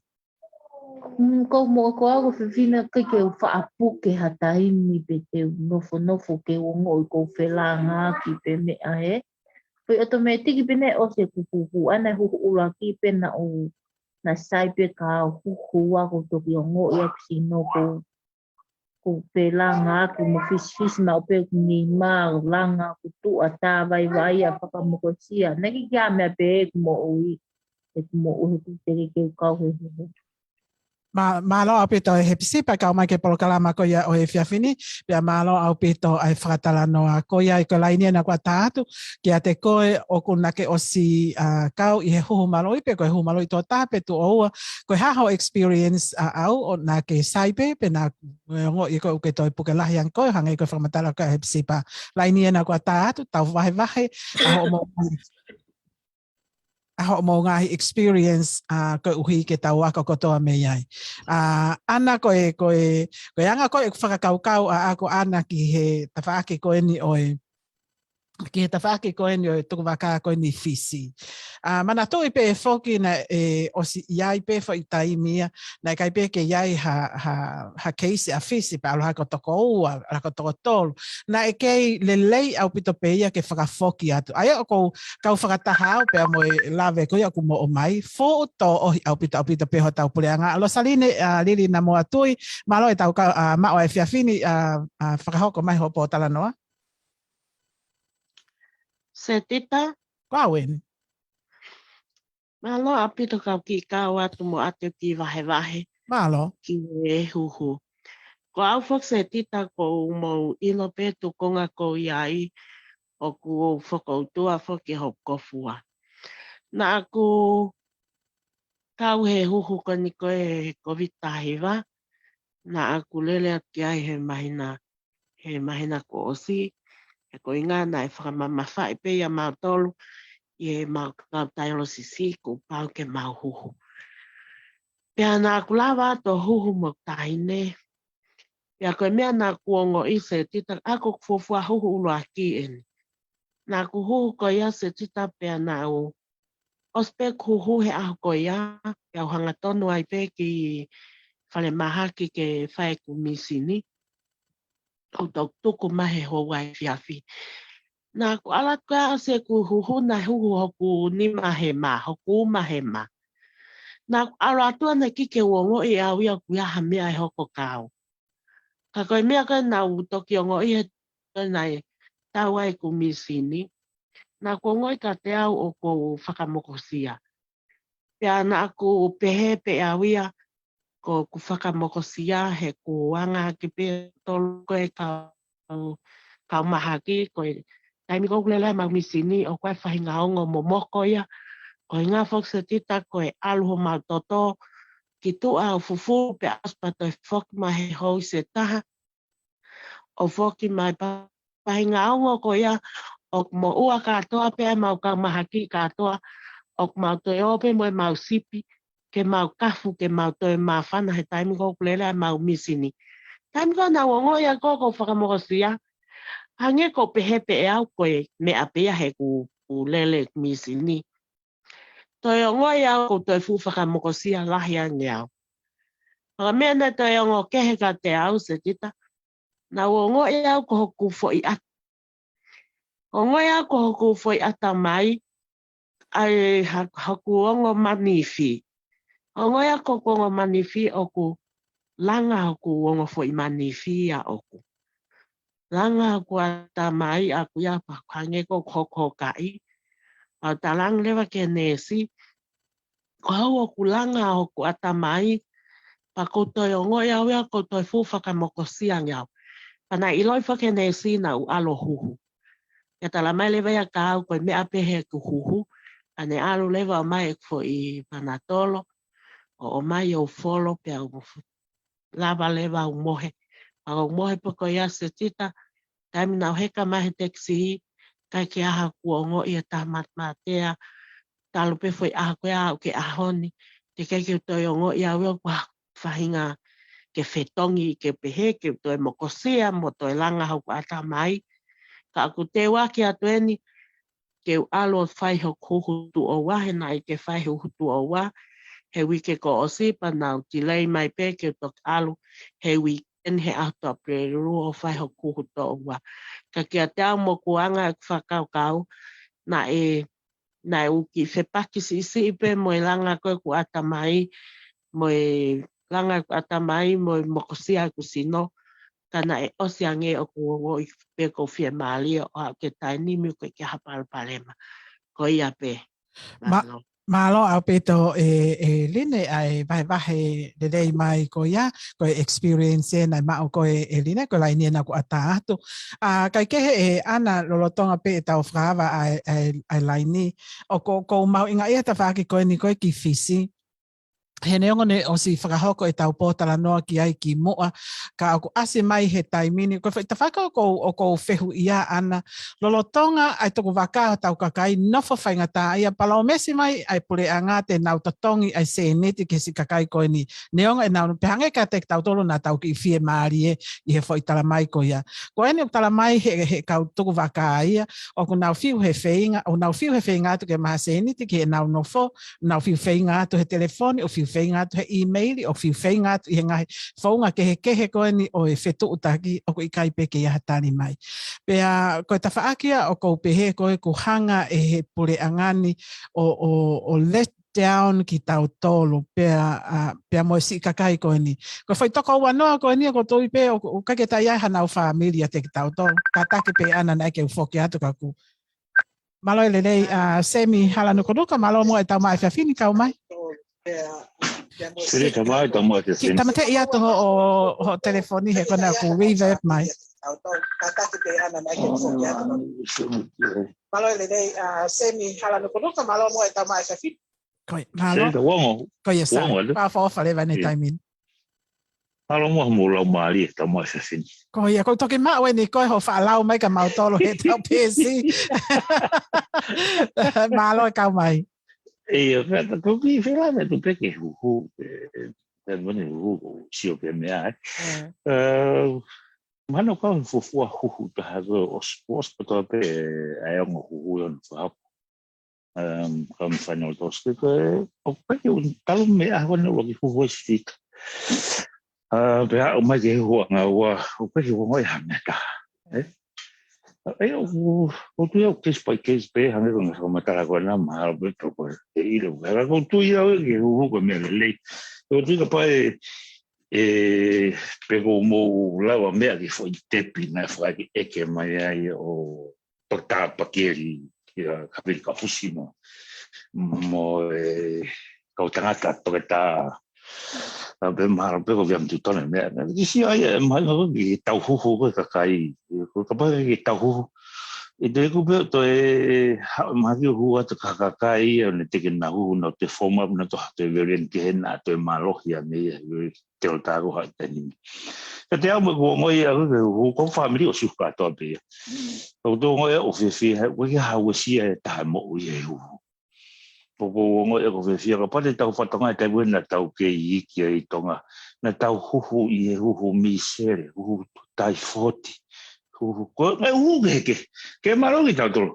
ko no hau e ni me ko ni o ke he o hange ko tu ko ai ke ka imagino pe fo que se me ngai hu ko yan ka kato no na complete research ko na fai ko ki ai o imagino pe hu ko ni o te ka kato ai research ka that is fact Kako tam ta tau pu so pe ke tonga o fa nga hi advice ko ma he ko mata ta ko e ki he hu ke alo ka tau tolu ka pa te tau no fo pe pe sta hu pe si ta ko tu ko por pare malai o pa tum fa tonga de ni mi la ko fisi de ni no stua ngba ko te fa ma fisi ke te tu ta nga ta ha ki fisico te ke full vasinei o pa yo si hacienda ni si la to ko ya pe ke hu ka ne hu te fa mai fisi ke te tu ang ya va no pota ai o fu ma ho ino to pe ke tau malu nga ke malu o to sino ko tu pe o pe ngai me fe to aki ko nga ko mo le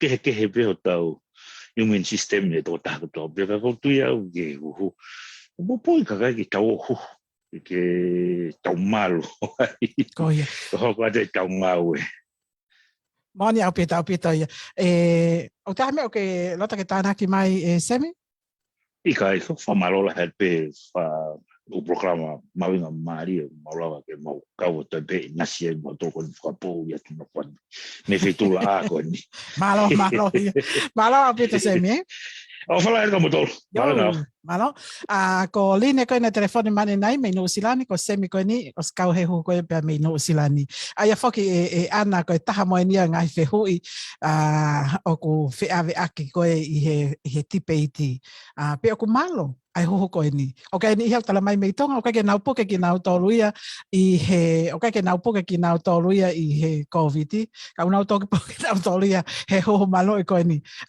he tonga ko ya ke u ai pe o ta fa aki ka la ni no atat ana malo pito se tita ne mao mo ko se tita he aho ke alo huku pe tala mai ho ko te ke ka mo ko ta hi kai o ko tu e tai mini te tau taktaha a whaiteri hape ki e ne whakakaukau whikakumoe hupu.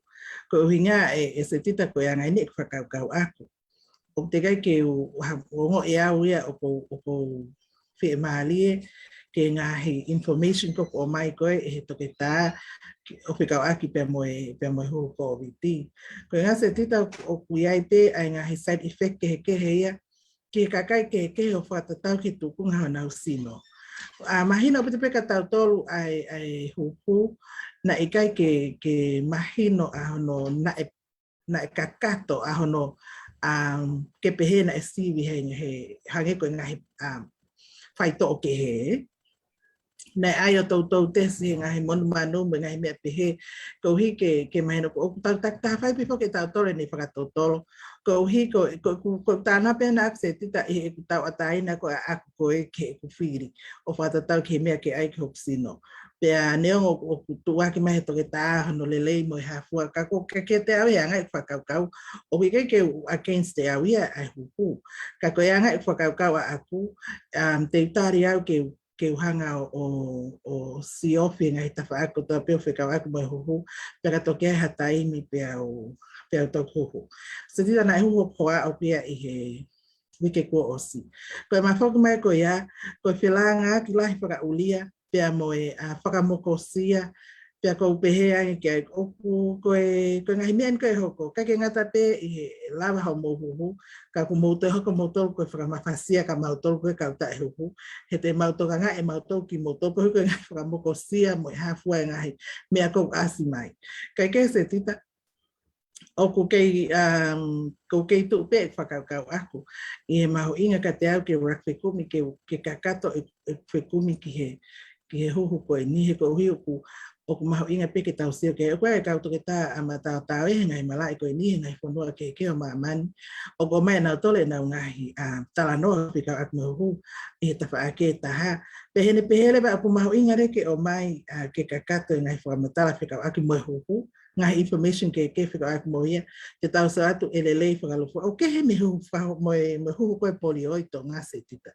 Na elelei pe ke taha kotoa pe, koe huhu ia koe ni, o ke no ngā side effect o na ia i ngā sino ke ai mahino mai, na te kai ke tesia ke ilo pe ko whee ko hai o kansa o kai ke saike ai, ko hai o suka o saike ai pe o kai ke saike ai, ko hai e kakai o pahana o ngā himahaki ke lelei te tae lelei kai huku koe ni. Pea ko ia se tita nau tae hoko a ko au ko wirifia pe tae mate. Sai ko ia o ko wirifia ke mate. Pagene pehe, alu ko raki huhu pea ka pau te ke mate koe pea to fua me ai a e kuhu a kai ke se tita koe anga i whakau pea ko pehe ea. Koe tau ataina e tangata taktaha ki anga ni whakau ki hono sino mo mea kotoa pe, ko ia whi alohu ko ene whia mau ia ana. Peka pā wahataha o hui ke whia huhu tau whaka apa pe ki he kakai ko ia. Ka koe ke uhingai ke tau whita aki ai o ko hai o ita mai e he kai ke o huhu, ita te he kai ke o peka toku mao hataha e ko viti, koe mea ia e toko taha ko ia, pia mo i toke taha. Kai ke ko ia ngai whakau se tita ta whako ia, ke huhu se tita mao. Bala apita e ana bantu i pefo ki ko semi no konuka hala no konuka ana nai toki oso ko en leata nai pe aku tala mai semi o kata e ana tala mai semi ko e felanga ki pe ai hoia ana ko lahi pu ya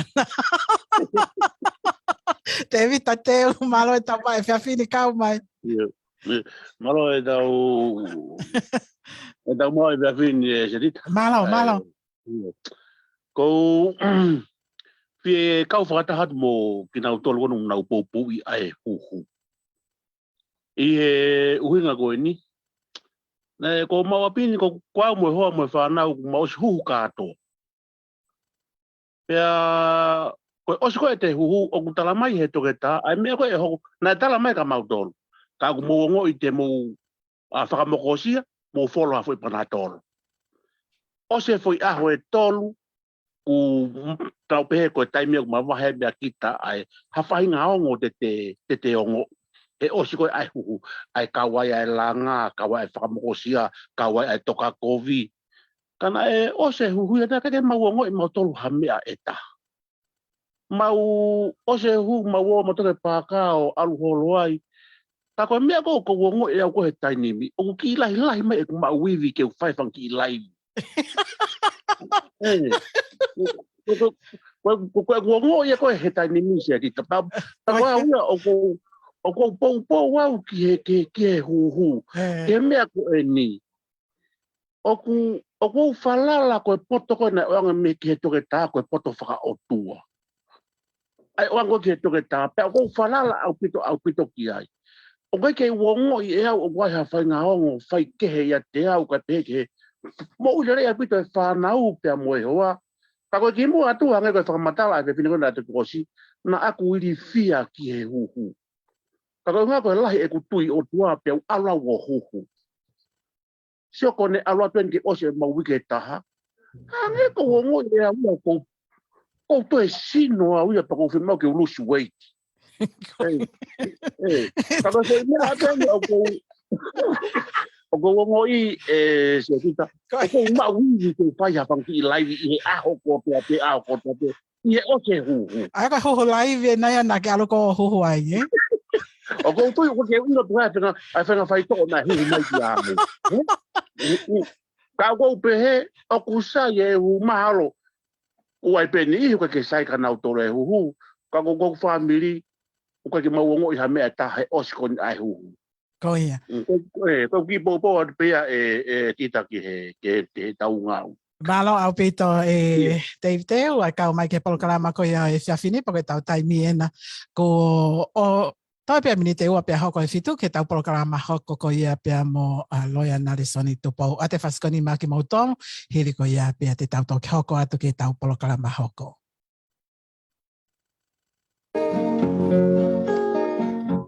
Souvenir si etama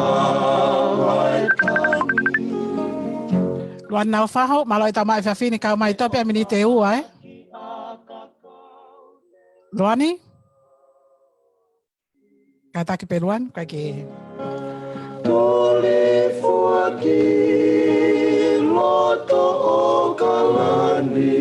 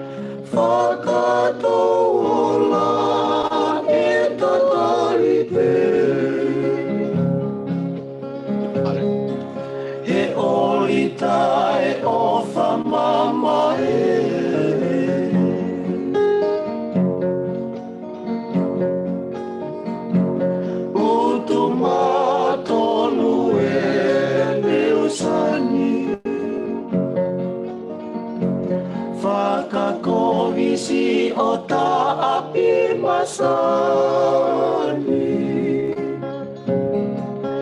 me ulau ko si oto Kai tātai mena ko hoko to tona fitu I he whawhini tui pena ongole le ia tai polo kalama koia na ito ko atu maa ki mautolo ane nai iangi.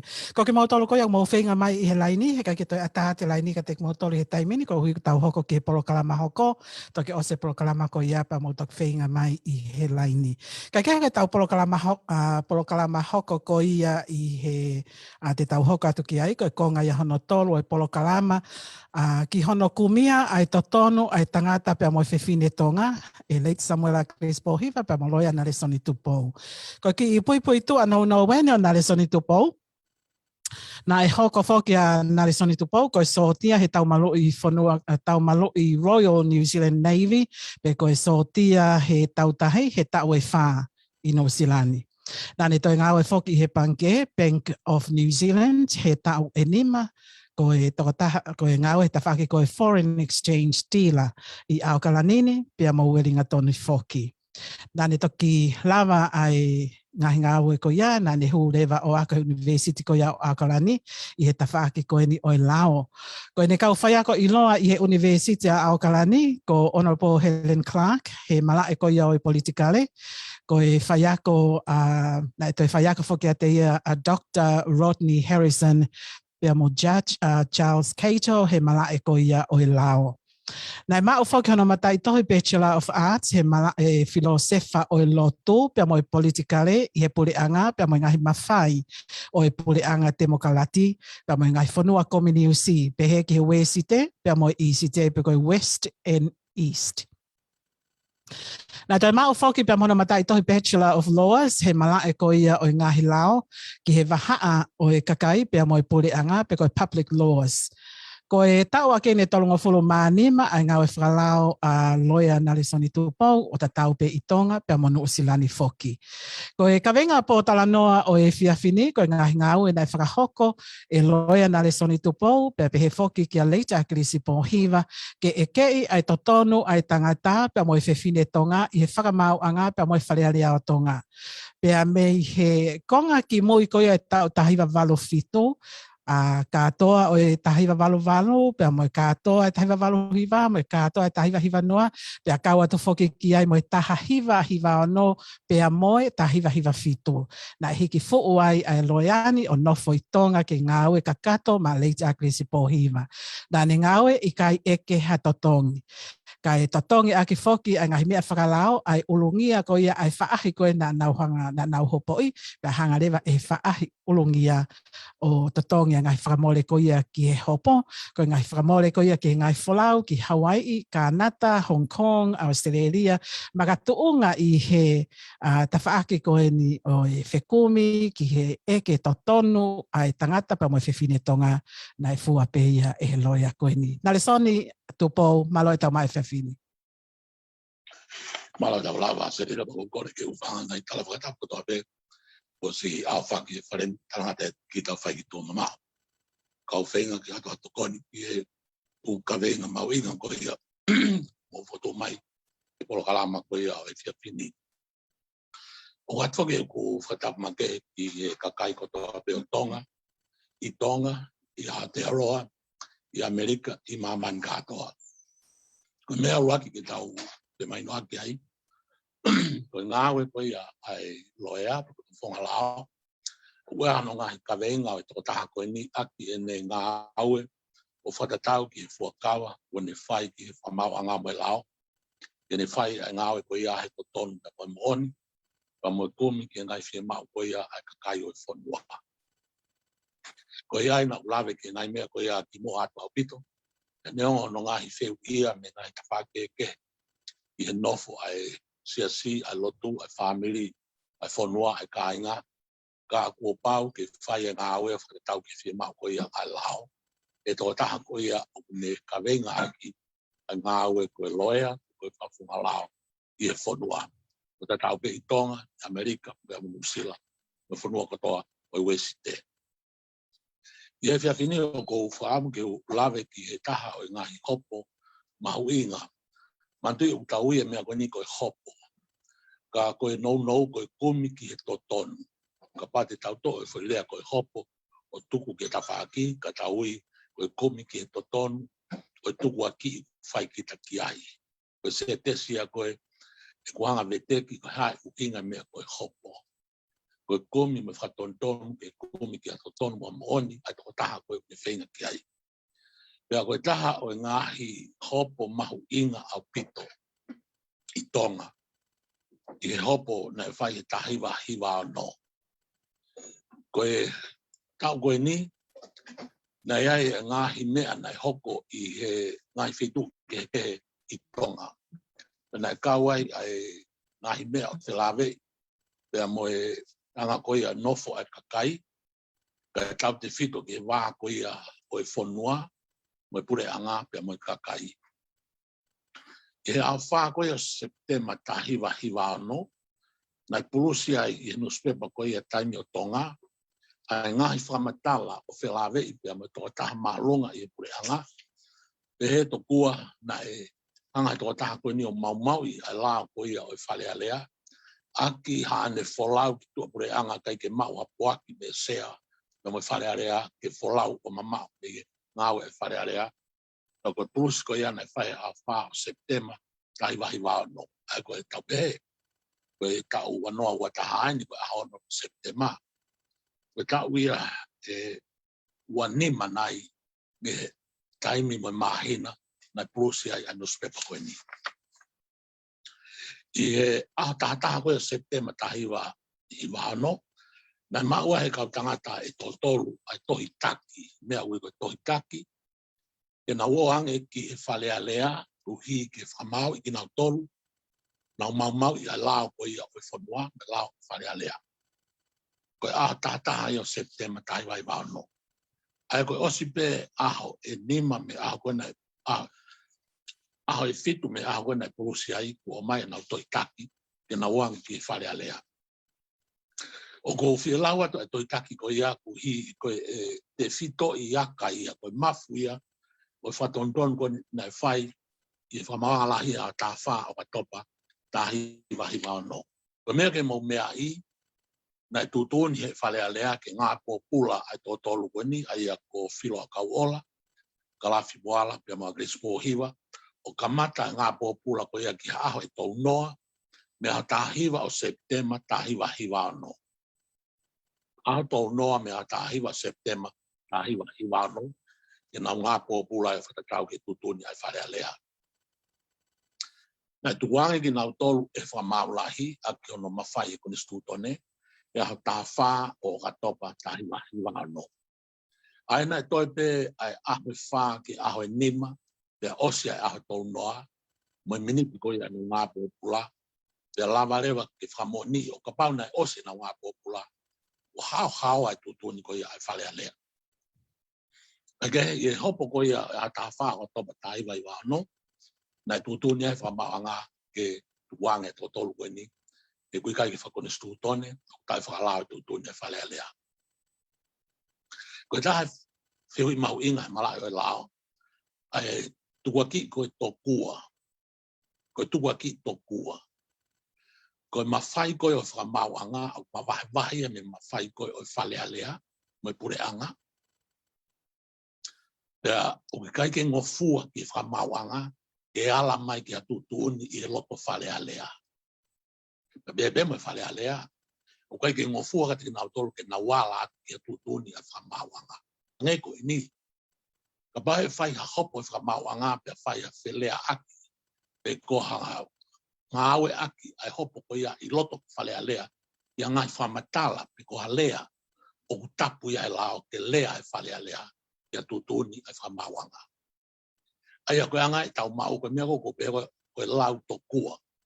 Ko he ku hanga he hopo ko ni o whapo ni mai, o ku malawa ke hu mai ai whamau anga, i he ha, i he uinga whakoni stūtone, i he totonu ko ia ai tonga, i he lao koe kuni stūtone, mo lao ko ia tonga. O hu mai ki a tutuni ai whale alea, pia koe mau koe ki ai. Ko ne toki hoko ni i tonga ke lava ai lao mo whamau anga, o hu mai o to'o, hangahi a lea, mo hangahi lea, mo hangahi tutuni ai whale alea, me loto fale alea o ave a tutuni ko ia ke loto famawanga o veteki pe osgo no veteki pe mai famawanga fale alea me tai whakalao o mo tutuni ko ipe ke kakato e le koti o hopo ko nina whai a tā wha o topa tai vai wao no te tukuangia e kau tangata e tōtolu koe ni ki tua me koto i tori mai no tau taina ne kai ke fie maria e whale alea mo ple anga o tonga i tai vai wao na nau whaureba e nau tangi na e whahuia i o topa pe mo konga novema o tai vai wao no ki whamaanga tangi ko whamaanga maalungang ko e whamaulai kana whai ai whatonton ko ia i whamaanga tangi i sune o tahi wahi wa fitu. Ka te uki tu uai. Koe kakai koe ni tō tōlu koe nei awe koe ki koe tori tori nei lahi e whakatapui au pito ke whaha ahi ki a nāu tōlu, ke whahatala noa mo ki nāu tōlu, koe uhi ke oa oange ha nāu tō tonu ke nāu tō e tala noa mai ki tua a. Koe ngā pōpula, koe ngā pōpula. Ka mō manatu whoki i ngai tau lahi nāu whai ngā aue, ma Chris koe kau atu e pui tua.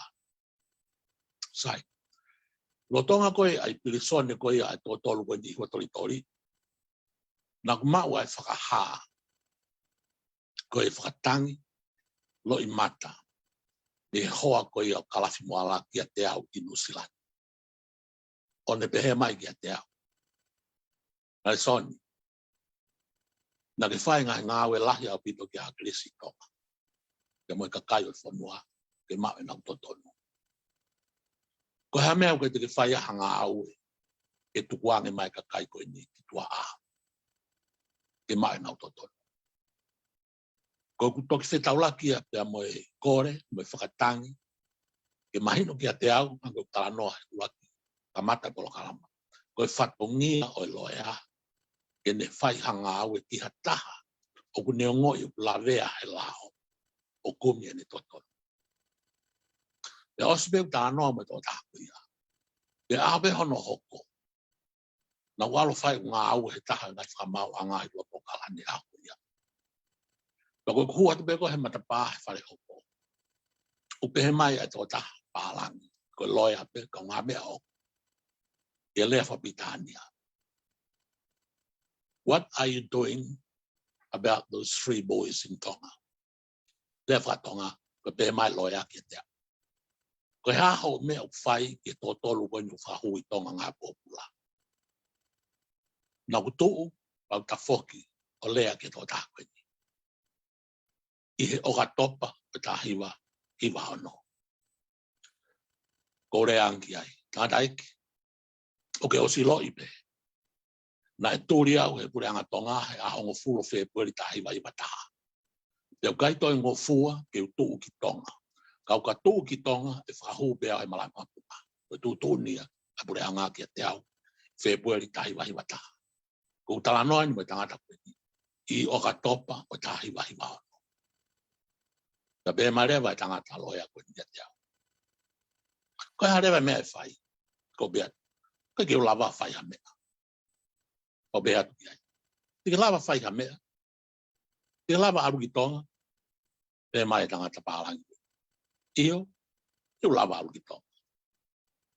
Ko bea tu lewa ki ai. Alo whai ho ngā awe ke osi o hopo e ahon, osi ko ia baka alangi ki hopo ofisi, e ono te utari mai ke te tala noa. Ko e puipu e tua e tangata koe ni, ko tangata ko Barry Wilson, ko tangata pālangi pe ia, ko tangata nai kau he kulupu i o kalanini na ui ko civil liberties. Pe ko e kakai loea me kakai una wongoi ai ngai totonu whakasivile ai kakai ke nau kumiki ai. Uruaki ua, ko tangata nia nai whai o ngong i ngai newspaper lalahi o nusila ki mua pia loea. Nai ngau he leti o. Pe kai ngata ai, o ku neongo e mea koko lawe ai. Hau lewa tangata koe ni e fiafi koe au matala noa ofisi. O eke angiki ai. Tike lava alu ki tonga. Tama e, io te ulava. Ko bea, no e tala noa. Tako koe utonu ke alu. Te io mai. Koe mea lewa nai hoko na ma whenga lewa minute pe ko ia. Teke hawa wa wha lea mai koe ne tō taha koe ni ka te au i Nusilani. Ko tō taha koe ne lea mai ka te au, koe hoa ia kalafi moala. Ne lea mai, ale son. Ko hameu ke lava ai ko tōni e ka kai ke mau e nau ko tonu. Kati ke sio mai ke te au ko hoa ai i pirisoni wa toritori. Kati ke lava e ko whai hanga au. Hameu ke lava whai hanga au. Te osko ia, o hangarewa teu i pa mai tangata koni ko Perry Wilson, ko teu ko uki ngā koe haa. Ko mahanga lau ai koni stu toni o tonga, lau mai u lao tonga, lau mai u lao Pitania, i he upo mahalo i tolu pe whaa, pe taimi po uri na mga au ea. Ko me mea e taha, o ma osi ilo i foki, ka iaha taha walo sio ki e tolu ko niwa toi tori, o pereperengesi. E osu koe pia mau e mateu. Nea me kau palo fesa e lao nei toko ni mai kati mau. O nau tuhu i mai ngahi vesi, o tohi kone stu to nei paunga. Tuhu i mai ngahi parakalafi, paunga. Na whao rewa ne kato. Maharewa tā ai tikite koe whakailo. I e whainga tikite hui koe kore, e malae koe habeas corpus. Koe whehu lewa hono kose tika. Te lava fe ke aule tō taha koe ni ki tonga, ko hiu pereperengesi e whonua. Ko ne hifat pei malai wāpunau i lo ia, koe aluange ki whaia ngā au ke tō tolu koe ni. Nei kai ke maloto ki ai, ke i lo ia i tonga. Kana mapalani lelei e ngā au e whapuripuri koe ni. Kana ku telefoni rewa ke tō taha kau ngā mea pe o. Ko talangi ki ai. E tawate tō taha koe ni e tua pō anai. Ha o tari tō taha koe ni, pake ala kumi ha wheitu ke mohe ai. Koe ne āko a pongpongi, o te tokanga koe ki ai. Une ilo be wheitu e ala whai. Ne teu, ke kumi waka tokua, ke wholawai ki wawa o whai ni tau mata. Ko hi ke oua iloi, ui ai loea, o aluat me muri ke whai e ngāwe. Nā whai pe taofi e loea koe ni pe whakahu, te kau polisi i tonga. Pongi pe, ku alo e tangata koe ni ke whamau angalahi, o tuhe kānita, o whakahue ne tohi kore ke mahani lai sen loea. O smau e utohi ko ia, na wanga a whai kātohi ko ia. Oso ia, whakahue utohi, haurewa totongi e ne u totongi ko ia ki susai tonga, o kau loea, os whokia totongi whamauanga, alge tātaha pongpongi, o mau ni lai seni. Pe hau be ko ia, o kumia mea lere, ko talangi ki ai, o te ke whakamaheni ki hataha, o te ke arunoa ia, e koe ke uloto ke ilo he pure anga, e tau te whito ki kau polisi, ai tau mua o ke arumo e kapeita. Te heka lewa tangata koe ni he mea lere, nala tau wha, o au lewa he maki na kuange, i office ko ia i longo o i minister polisi. Ko i minister polisi na i loya whuki ai Nusilania Clive Edwards, na i mahin le lei mo tangata. Na au lewa tangata ko nia Barry Wilson o huat ki a polisi o kore anke tahi neu ni whia ke sio koe no kau ngā mea. Pe huat lewa ke loki ko Clive Edwards ko minister polisia. Mandui ko minister polisone. Ko whia he miniti ko ni ko hai whonga e lava Barry Wilson ke sio ki to tolu ko ni ko toritori mo nau whamoni e tohi koe o whailo e pureanga. Lo tonga peo e na tala noa koe e office koe e minister polisi. O ko ufanga i whatapu ke Clive Edwards. Ka behanga rewa Barry Wilson. Peke lawa o mai ha hou ai taha ke talano ai mo i kakai o whafonga i whakalao i tonga ni. Ka behanga Clive ki ai. Ko haho lea. Talanga e Barry Wilson. Ko tō tolu koe o nau ki moa hai. Ko nau loe aho. O ko whia mau ke usio ki anau tolu ki he miniti pe koe ni. Ko whainga kore ko ia, pau ke whai talango fua ke ai lao. Wharewa whetutaki a Clive Edwards ki watoritori o talange. Ia e pālangi e lere atu ki whailo atu me tō tolu koe. Ka malatu hoki se titi. Nei kai ke ulawa whetutaki me tō tolu koe ni lo tonga koe nau i pirisone. E nei kai ke uloto au ke whetutaki mo nu whamiri koe tō tolu koe ni tonga. E telefoni, pe ko fix e taimi ko ia na kai ke loto ap ki ai na kai ke loto ke fa tu taki na fa pa mau e palani ko pe ho mare va tanga me office ko ia o Mr. Policy aore va tu e hala pa kolo o tari o maua e taxi ne ko hi he na tala ki ai tapu ke heka ha me alere ha tonga tene i loi ko Whaere wa whanonga tangata koe niki ko tori. O la te matapa, whangofua he sela ke kuki loto api. Pe alu ke loto api, pe asko ia pe a koreang ke pule sela. Koe ni ai, koe loe ai. O si ane la sen loe anai mau pe pungpong ko ia. O une fie mau ke tala noa pa pe tolu koe ni. Aia ko filo a kau ola, kalafi moala, moa kirisi. Manat fok se tita koe ulaki aluen ai pālangi ki tonga. Teke sio ye tonga, teke mahenia mo tahi tonga. Teke mahenia mo ma Chris Pohiva. Teke mahenia mo filo a kauola. Teke mahenia mo kalafi moala. Teke ike nau whilonga kuta. Ka te watu ki tānoa maari e koe ni. Koe taimi koe nau tānoa tutaki ai pia mo a Chris Pohiva e ngai tau koe ki moa. Nā ibe e ma ngai whaunga ngāue. O ngai whaunga ngāue koe ia, o a Chris Pohiva ne iloi, wa pe ko iloi ange ko ni ka pau te fu tak telefonia ya Chris ko mat no fanga mande ko taimi ko ya na ki ha me ya ko le telefon to ko telefoni be ki ngai telefoni anga ton bi no fanga ka pau lo tonga e matala noa hua ta ki api ko Chris Pohiva ko le a Chris Pohiva get there al son o ku ha no alofa ko whaka ilonga ia, ke tuku e matalanoa. E wiai a Erbeniti, o kai to tonu ke whanong ke matalanoa.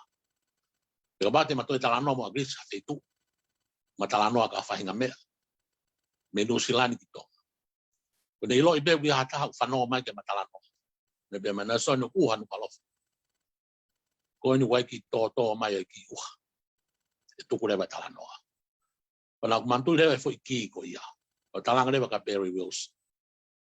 Ko alu koe i hua tori. Ko pau ke talanga fua ai pure lisone ki a te koe. Ko hi ko pau ke sio ke totolu. Pero ai behe to kua na alato e sela manto i nau i loki ke kai waafi ai totolu. Tau nau whanonga mai pe rea i toko taha koe loki koe. Mo loki koe. Ko behe to kua ta noa ne ate sela o ia kona ko ka na uhingoa ne ke ava mai a matapaia loki ko filo ka bola ne ke ava mai matapaia ko o kalafi moala ko matapa pe agresi na ava mai ka kai la to agresi ke ngo ka tama o mai ke tawo ke ai ko nu fai mai ko te to ki fava mai leva matapaia mo tata e sela pa na ulo mai leva ki fare ko ne fai fei lo na o pe ko tau tu ulaki lea pea a pālangi koe ko Barry Wilson Yageris. It's raining in Nuku'alofa. Wow. O ku uha a Nuku'alofa. Ko hike mahino ka Yageris, ko sinoi o pālangi ka koawi o ku waruati ai. Mari. Ko hike ko ia tahaya tini ko ilo i mamani ai whaahinga talanoa whapuripuri o ku whai mo Yageris Pohiva. Ko ne tamai e Barry Wilson, but the bega Yageris, it's raining in Nuku'alofa. Ko Yageris ke olunga hao uma na lululu me pālangi. Kai ke whahatala noa, ko i whoki urotonga tau te kau sela o whanonge nau talanoa. Pa tau lai beto hake Barry Wilson ai utohi whailo koe preanga. Koe tohi a koe ke awe ke whamauanga, e mea gui he lea whapitania koe statement of claim. Pa peat lewa Barry Wilson ka Yageris whamoni me ngoua koe. Osko ea bat atle mo tohi fua kama. Mo whamoni ka atoa he tohi koe. Na whamoni le mari. Nega ke lea Yageris o tala ke o tangata koe ai uhinga uha anu alofa. E ospe ko ia, e whao e kato koa Barry Wilson. Pe hau whakawawewave pehe aho pe ko ia. Ko hinga se tita ka mapalani, Mandui ko hopo pe ko la o ko tu apo ni tawa titonga. Ne hopo pe ko la ko ne o ko ki ho ta la o si loto ai toi fa i lo preanga i fa mawanga. Mari. Ta tawa i pe puke a Perry Wilson ne ka polisi ia fainga o hinga whakalao ka kui loto ai ti te hopo.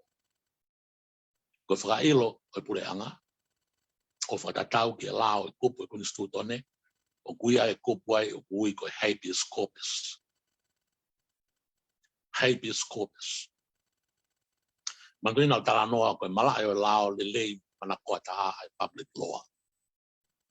Ko habeas corpus. Ko lao e o kuhe koni stutone o ngofua ke ngau ke tonga habeas corpus. Ko ha a habeas corpus.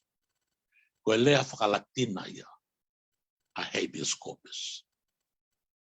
Ko whakatonga ofi taha whenga koe ki whakatonga i lea whakalatina koe. Ke wha tawa tāina iau. Ke whaka tawa tāina iau. Koe kamataanga to ka tirine o lao ko ia. I he taimi koe empola ko loma. Matui ko empola o loma. I he ngā historia koe pure anga ka kato ia. Koe nau ngā e lahi ai pure anga ka kato koe. Koe na wo mau mai ngai whanua. Tau e ngai whanua. Koe whakalelei o ngai mea koe whanua me pure anga. Koe tau o whai. Koe habeas corpus, koe taha ia lao me loma. O kuia koe Roman law. Koe lao ia o loma. I toi lao a loma. Koe hānu inga. Koe no hinga habeas corpus. Koe taimi koe u tawa sotia loma. Tau e moa sotia whai e taha. Pera bau ku vai a sotia koe taha. Koe taimi koe u toa i koe sotia loma ai tao. Ke whakaosi. Na whianghangai. Ke tamate e tō taha kuia. O ku kaila wene totonu e tō taha kuia. Lawe lapea. Habeas corpus. Ia lea whatonga. E whakatawa tāina ia. Koe taimi koe kaila e tō taha. Sotia kuia. O ku ta ofi e tao. O kai toi ngofua he lao ko loma. Ke ofi e tao ke sino koe e tō taha kuia. O ku tuku e tao ki lalo. Ka ne puke tō taha koe ia o mai o nofpo pula. O awi ki whamawanga. Ki kumi ne totoro. Koe tokateri nei a koe ne whai koe whenga ki ai. E ui aki a Chris, o hiwa, whiro a kauola, ka lafi moala, e habeas corpus. Ki whamawanga. Mea whoku malewa Barry Wilson o whahua ki te homo. Ka ki mua koe ai se. Na e tuo tolu, ai alo e kau loea, o whenga i a whiro a kauola, mo kalafi moala, ke tukuanga me hua tori tori. Na os whai hopo e tolu, e ua e ngā tātako ia. Hopo e ua. Tori whika tolu aki, ai hopo koe nei whai e Barry Wilson. Ko a keresi, ne o sia e loea nei alu, o kore ke whamawanga ki tukuanga mai. Ene rei ke tari. Ai hei kusio whakaloea atuka ak menusila, ne kua osi kotoa a si whenga a kau loea o tonga, e kumi e totonu, a toko tolu koe ni. Mo ala tuka Barry Wilson, ai a koe, ne ala tuka Barry Wilson ki whamawanga, koe tu oua akia, ai hopo mo whenga a grisi ki tukuanga ni ngā popula. Koe ngā tangata koe ne o sea na hopo e ua ki mua koe na tolu en, ai hopo koe ni nai whai. Ia tūtū ni lewa he whamawanga, koe ni ku whahu mai ai tite koe ni, ke whai ai hopo koe ni a tā wha o topa. Mandoi u awe taimi mai miniti se tika. Koe. Koe hi he ose a tau noa koe na koe tori, i hao tā hiwa koe o ka topa. Ai koe toi pe ahoe nima, te ono, te ose a tau noa. Ka nau fie mau ia e au, tu kehe whenga koe ke mau e to tonu koe ia a kau tangata koe. Ka nau fie mau ia ke mālohi e kakai, e kuanga to tolu koe ni, o whakafofonga ia taua tāina koe ia ai tonga. Neongo koe sino e tolu nei ape, ka koe tonga, nei toa ne to tolu. Koe usio ia au. Ka whai ngā ue pa whai te wape. Pe hua tu koe ni a tō taha koe ni pe kutun lewa he whamanga lahi. I whai hopo e a tā wha o topa. Sai. Ko taha mea na usio ki ai e lava ke veteki ai hopo ko ni ke mau tau taina. Ko e tuuni o kui lefa pitania ko summons pe ko tiki te hopo. Ko e tiki te hopo ko ia na ta he whare a lea a tiki te hopo e tō tolu ko ni pia tufa ki a nau tolu pia talate aha mo taimi ke na hawai ki whamauanga ki whare a lea ke whai e hopo. Ko vewe e taha, na whai a hopo e kai. E koe hopo, o ku te komi to koni ki a kauloia ki hau o tau kapu ki a te kita. O ku te kore ki whamauanga, ke toloi ka walo mai a taha ke to koni ki komi e to kamu. Ka te honga lau atu e tikite. Ko e tikite hopo koe ni, o kuia lea kua bitania koe summons, ne whatua sila katoa ke to tolu koe ni, o tala mai le vai te ki lau he le whawitania se vita kai ke fuolo ai. Malo. Ko e kakano ko hinga koe ki ai, ko e tikite hopo hange koe ni. Ka bauti ke lere ha mama kulo kula i Nusilani. O tala mai. E se tita, o ke mau i lao patatau ki e kupu lao o tau mea ma hingoa e lao. Aki ho o alu i he mama kulo kula, i he hala mea, i he taimi mea, mai minite mea, pia mau ai lao ko ia. Ko e kakano o fie mau koe he mea koe tiki te hopo. E koe summons. Ko e sio ke whau koe he whalea lea e nau tiki te hopo. Ko e taha e vai anga koe. O ko whenga mau pe ke mahino ki kakai. O ko fie mau ai kakai i lo lao i whalea lea. Kai ke fie mau ha kau whai lau toi sakasapate. O kai ke fie mau ha kau whai lau toi pure anga. E nau whau e lao i whalea lea. Koia. O whau ene he whalea lea, ko e nau tikite hopoe. Lea whapitatia. Te ukamata. There is a complaint to the Legislative Assembly of Tonga regarding the newspaper Taimi of Tonga, whereby you are the assistant editor and advertising manager, published on volume 8, number 36, on Wednesday, 4th of September, 1996. I want to Tonga behe, we are allowing ke whare are o Tonga, o whilawe I me newspaper koe Taimi of Tonga, peo ke ngā au e ki ai o mo pulus e ao 4 September taiwai wāno. Pe hot never said this, you pay level, Tanya. It publishes article on impeachment by the Legislative Assembly, which is not correct, and it is disrespectful to the Legislative Assembly. You are hereby summoned to attend the Legislative Assembly in Nuku'alofa on Thursday, 19th of September, 1996, at 10 o'clock in the morning. And take notice, if you fail to comply with the summons and you do not attend, you will be committed to prison. Dated Atata September Taiwai Wano. Me sea o wharearea. Aia, ko no, ke whenga ke te riu ke rea whatonga, ai tiki te koe ni. O ki ai launga.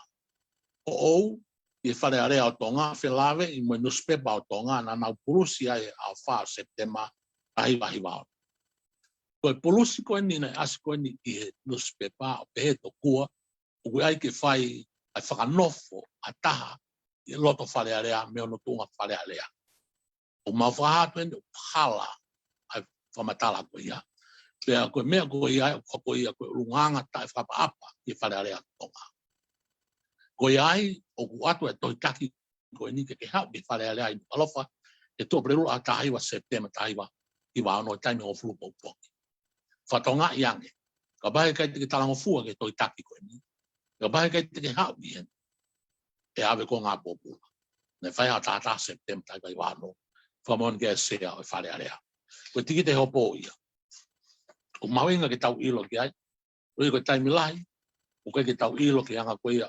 Koe anga koe nofu koe ia. Ai mea koe la. Koe toi mawinga ne ta. Osi koe ia. Ai anga koe ia. Koe wharearea ki koe nei whai koe. Wharearea koe ia. E aho. Tahiwa koe ia September taiwa i wano. I wano. Koe tutuni lewa a whangatuka e wharearea. Nai bene e rewa pitania. Whilawe i wamo totolu koe. To the Minister of Police Nuku'alofa. The Legislative Assembly ordered to imprison Ea Kalafi Moala, Phil Kalafi Akawola, Agrispo Iva for 30 days, commencing at 5 o'clock in the afternoon, the 19th of September, 1996, by virtue of the power vested in the Legislative Assembly by Clause 70 of the Constitution and the judgment of the House on this day regarding their imprisonment. They are not to be released until after the expiry of 30 days or otherwise ordered by Parliament for a shorter time. I ask to immediately give effect to this order. Koe tūtuni e me sea koe e whalelea, i Minister Policy, i Clive Edwards. Koe ngo tohi mahu inga.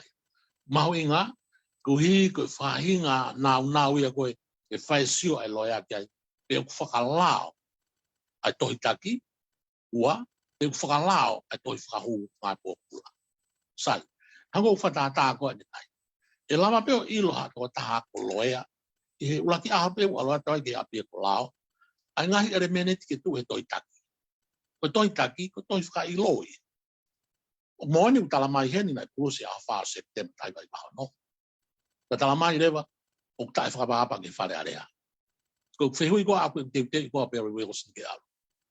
Ko hae tai whakapahapa. Ko whe kupu e la utala mai tai whakapahapa. Ko whe kupu e la utala mai o maui e tō torupe.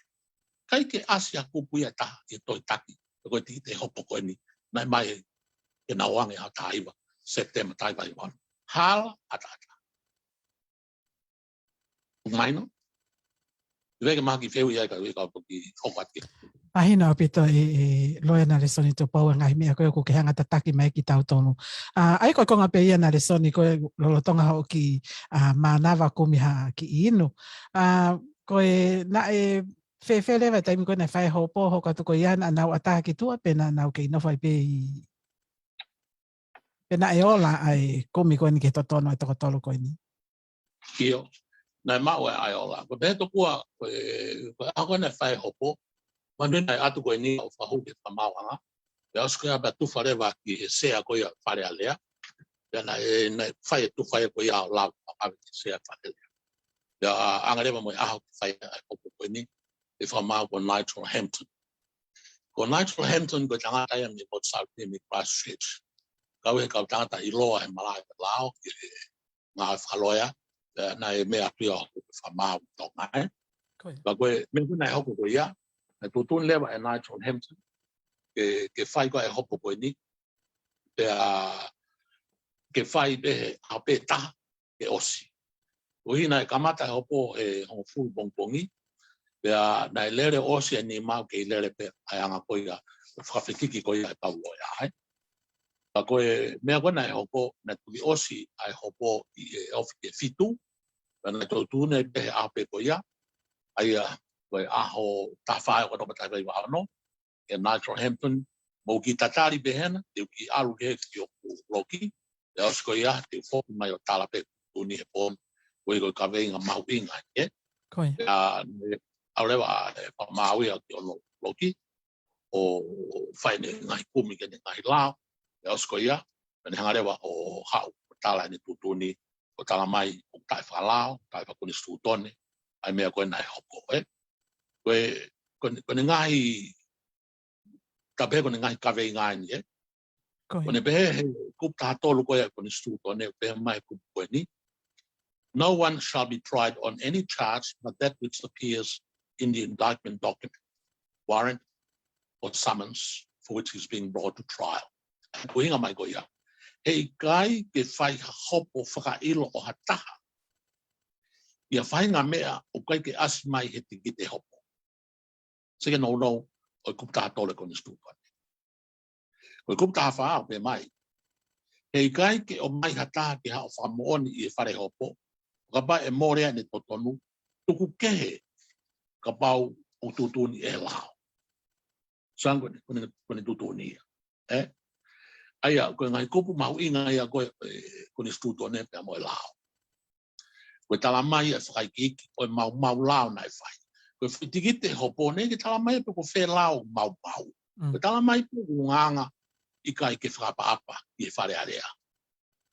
ko pau ke tala mai ka kato ai mea ko mau ko e la mo ko pulao e ka ko pulao e nai mai tiki te ko ni ni ka pau na e fi mai mea ko ia ka mana ha e mea tala mai ko pulao e mo mau ki da te fai le va tau te me fa mau ne ka ko pulao e nai mai tiki te okay na fai ko e ho ko ia be fo mai ko Hampton ko ia o tala mai so when lau the warrant was not sufficient to give all the three persons proper notice of the charges of contempt being brought against him.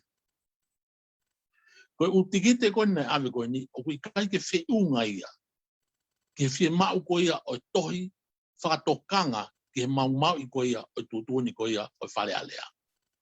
It did not properly state the offence charged. Nei kai ke talamai ko hai lao ko le mau i and the grounds for the charges.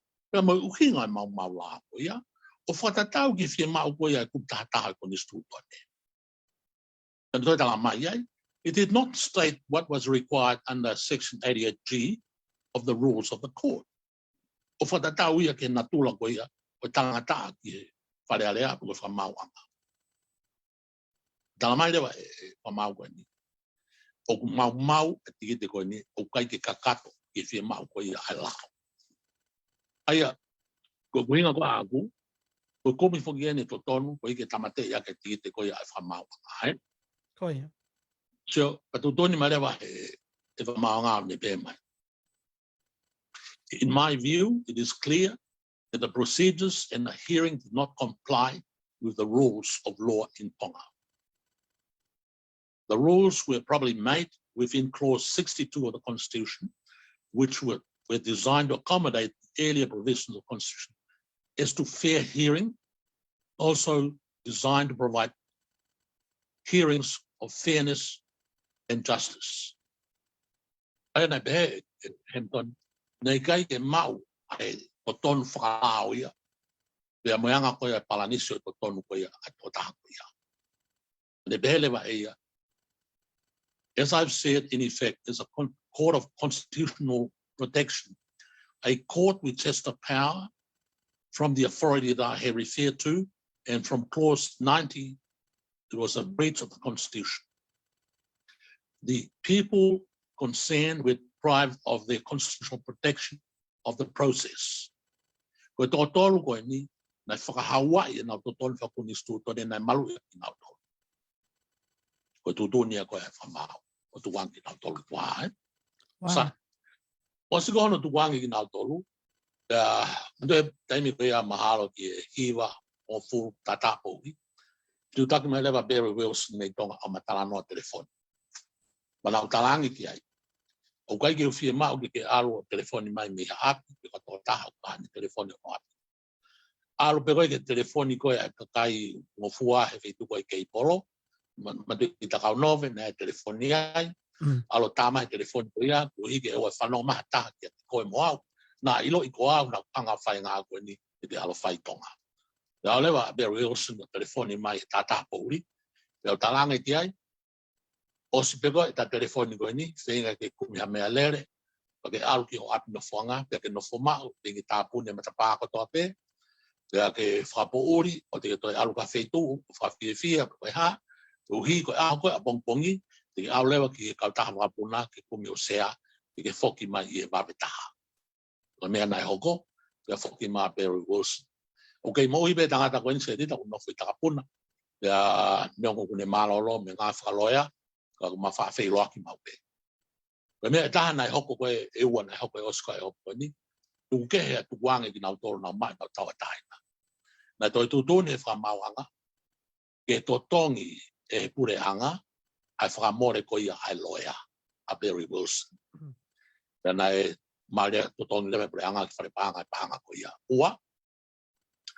Na e tutuni lewa he pure anga, ia Barry Wilson, ki fie maria pe, e kai ki hoka whainga mea ki ai ka pau ni fie maa toi whenga. Ko e anga pe tau teu, o ka pai hoka mawhatu tāmaki. Nau talangi ai, o malawa pe ki whoki whamanga kumi e totonu e. O toi mea mahu inga i taha, i hopo koe ni. Nai malawa lewa ke aroata a Rodney Harrison, o ai o whakailo pure anga, kuhi koe mau koe nau to ton whakunis tu tone nau toki laua tani nai. Koe. Le whakailo rewa pure anga, le tukulolo pure anga nau to ton pahanga ke totolu koe ni e. Ka mantui hango kulau koe mea nena e whai o katopa, o e taiwa iwa ano, pena tangi e pure anga i whamanga tangi. Sai, eu toki mai atu pe mea koe ni, pea ko whanga e whatapu ke pure anga, koe ngai ngāo e lahi, ne kai ke ilo kia hataha. Ka mantui whok se tita nau talat na e kapusi au i te pueri taiwa i wataha, o kai ngofua ke toi tū ki tonga. Pena awe ngai toi kau tā wapuna, i tapu ke walu ki tonga. Peta langare kau tā wapuna, e whailo ki mo tolu, ka pau te mo whae ka mana e sondu pō ki tonga. I ta haiwa iwa fitu na e whae kātoanga tau abia kua marunga tonga me potu koe taiwa whawhitu. Aia koe tā uia ni manoa, i taiwa iwa fitu. Pea nā ku whanongo ai ku Clive Edwards ni Star Polisi, koe sea ia koe sutuku, koe kātoanga koe ia. O nā ku whitu take atu ki ai o Korean ki ai whamoremore, o ko whie wholaua ke kātoanga koe ia ku marunga tonga, i sone taiwa iwa fitu. Pena e loto lelei ai ni Star, e tā mai io, hao pe kou ke tau taina pe koe ki hao. Koe mau e koe mo fua ke koe whoki ki tonga, i e sone taiwa iwa fitu. Ka koe whoki a koe a ia, nei kai kou alu a kuia ke kātoanga koe a kumarunga tonga, na ku alu a uia mandoi koe ngai ngāo e lahi a loea koe ki ton ke ilo ki hata. Na ku alu a uia ke u hoko koe kau loea, mai toko tolu koe ni i e tangi, na i whai he pure anga, i whamawanga tangi i Court of Appeal, na i whai e tangi koe i sune tahiwa hiwa fitu. Sune tahiwa hiwa fitu. Nolo tonga i e whai kātoanga koe tau ni manoa ai apia ku marunga tonga. Whanau alatu koe ia, i kātoanga, pa waurewa o whangofua whoke e Nista ke uangi tonga, pa waurewa ai ki Lysain Lawyer, whakapuri puri peo to tō kato. Pea koe hoko pe koe aho koe ke whai a koe tangi, whamanga tangi, koe lawyer ai pure anga, koe lawyer i loa i tonga Harry Walkins, koe tō taha lawyer marunga i e whatato koe ni taulahi, to koe ke pure anga, koe pepe i Nusilani, koe lawyer i a koe ai tangi, pea mo Clive Edwards, i whamanga tangi. Pea i he pongi koe ia, na kutoa ke lewa ki te unga koe ki whamawanga, o toki ilo i o family, o koe ko aloke ke kātoanga, na koe i e hopo whai. Pau kōreanga nau tolu, mō poake atu au ke kātoanga o puke au. Toki o sine whoro i fui a kau, ka te ki tokoto ko puke au. Pena upo ki tua, ko whaorewa e kutohi koe ke whamanga tangi, pea au ki kupa puri mai me mei ai o mai ki whamawanga, o whai te wai o kuki loto. Pea mau whaerewa ai tangi i sune, kai wai whitu koe tangi ai pure anga, pena o pēna e whehala ke putuni koe ia, ai whamau koe ko Nigel Hampton i whamau lahi. Kai toi whakafoki ai tōtolu, ke whakaosi e nau ngā pōpura. O seo ngā ki ai. Kai toi whakafoki nau tolu, ke pehe tō kua na mau whakawhekiki ai. Nau talanko e aho e whātamana tō, o toi aho e nima. Nau whoki o toi tori o whakaosi ai. Nau kore beki a nau tolu o tolu koe ni, i o te nau wangi whare hopo kuhi, i o te nau sio ki he mamahi e hoko ka nau tolu, o ka pau e puki nau tolu, o whakafoki ko toi tori. Na e whai hopo koe ni i he hiwa pongpongi, osi e hopo e ni mai whiawhi. O kua urewa na uloia, ma whilo a ka wola, ka lafi moala, ka moa kiris. Ka te utatu me se dita, ako ngai ngā koe ne whai ki moa. Nei kai ke nau totongi nau toru au. Nei kai ke nau whakamore nau toru, a paanga ia te au. Koe mau whema ino aki pe, koe whetokoni aki. Ka whai ai hopo, ka tūtūni lewa e whamau tangi, ka whamau e totoru, i sone taiwa e whitua tala mai, te mau toki tala e mau tūtūni i e wiki ka hau. Tala mai lewa e hau ko ia, koe a pure ruru ia o wiki taha. Ka mau mātuku mai ko ia, ko Clive Edwards, mo Harry Walkins, ai loia e preanga, ka ko au lewa na walu fufu ko aku, a lewa o whao fufu e whangi nau, mo whangi tohi, mantui na tala noa ki mua atu, a whakahasi ko ia ngai nau opo, uhi na toi kahasi mea koe ni, Pe osko ia pa tu hau lewa ki tala ko ia tu ni. Na tala lewa tu ni he whamaatangi oku mo oni ai tu ni na fai e whamawanga lahi e Nigel Hampton o to tonu e tu ni o whalau e tu ni. Pe kai lewa ke tali tangi ko ia ai pureanga pe ko whare area kai malo ia krisi. O ne mao le vai pe mo filo kawola pe mo kalafi mo ai to tonu ke whakailo e pureanga pe mau e na to tonu whakone stutone. Na tu whai ki mui tai vai walu pe os lewa ai foi pes pe ko to tala no ko ia e to tolu ko ia. Wow. Na le soni o ko whamahalo ata ka te ko i he whakamatala mā opo mo maho inga pea mo ko ai ko konga lahi o ngai whamatala ko ni ko ke o mai na le soni ko e mau toki whanongo i he mooni ko e mea nai hoko. Ka ke hua whamahalo ata ki a te ko ke te haku whehu ia ko ia i he fwoi ka veinga ko ia. Ka o ke ngai ka veinga na le soni o ko mau whaampe ke ka o mai ko tui pea o ia fo lahi ngai ka veinga ko ni ka ke whiri mai pe ko ka veinga ko e pāka ki popua i ngai ripoti pe ko ngai whekumi ko ia ai whakakomisiona ki he whakamole ko ia na e whakahoka ke ngahi ko e o pāka popua ko isiu e taha ko e mole ko ia e paanga mohe ai whonua ko isiu e taha ko e totona ka upeki ia ko ni e whitungo wholo topo i he ngoto ai waka asika pe mo tonga seti i te whake ko e na hiwa noa miliona ke whaiteri hape na le soni ko whea ha isiu heni ke ara to mai ai ke tau tala noa ai i he whiawhini. Maha pe koe no ai taimi e.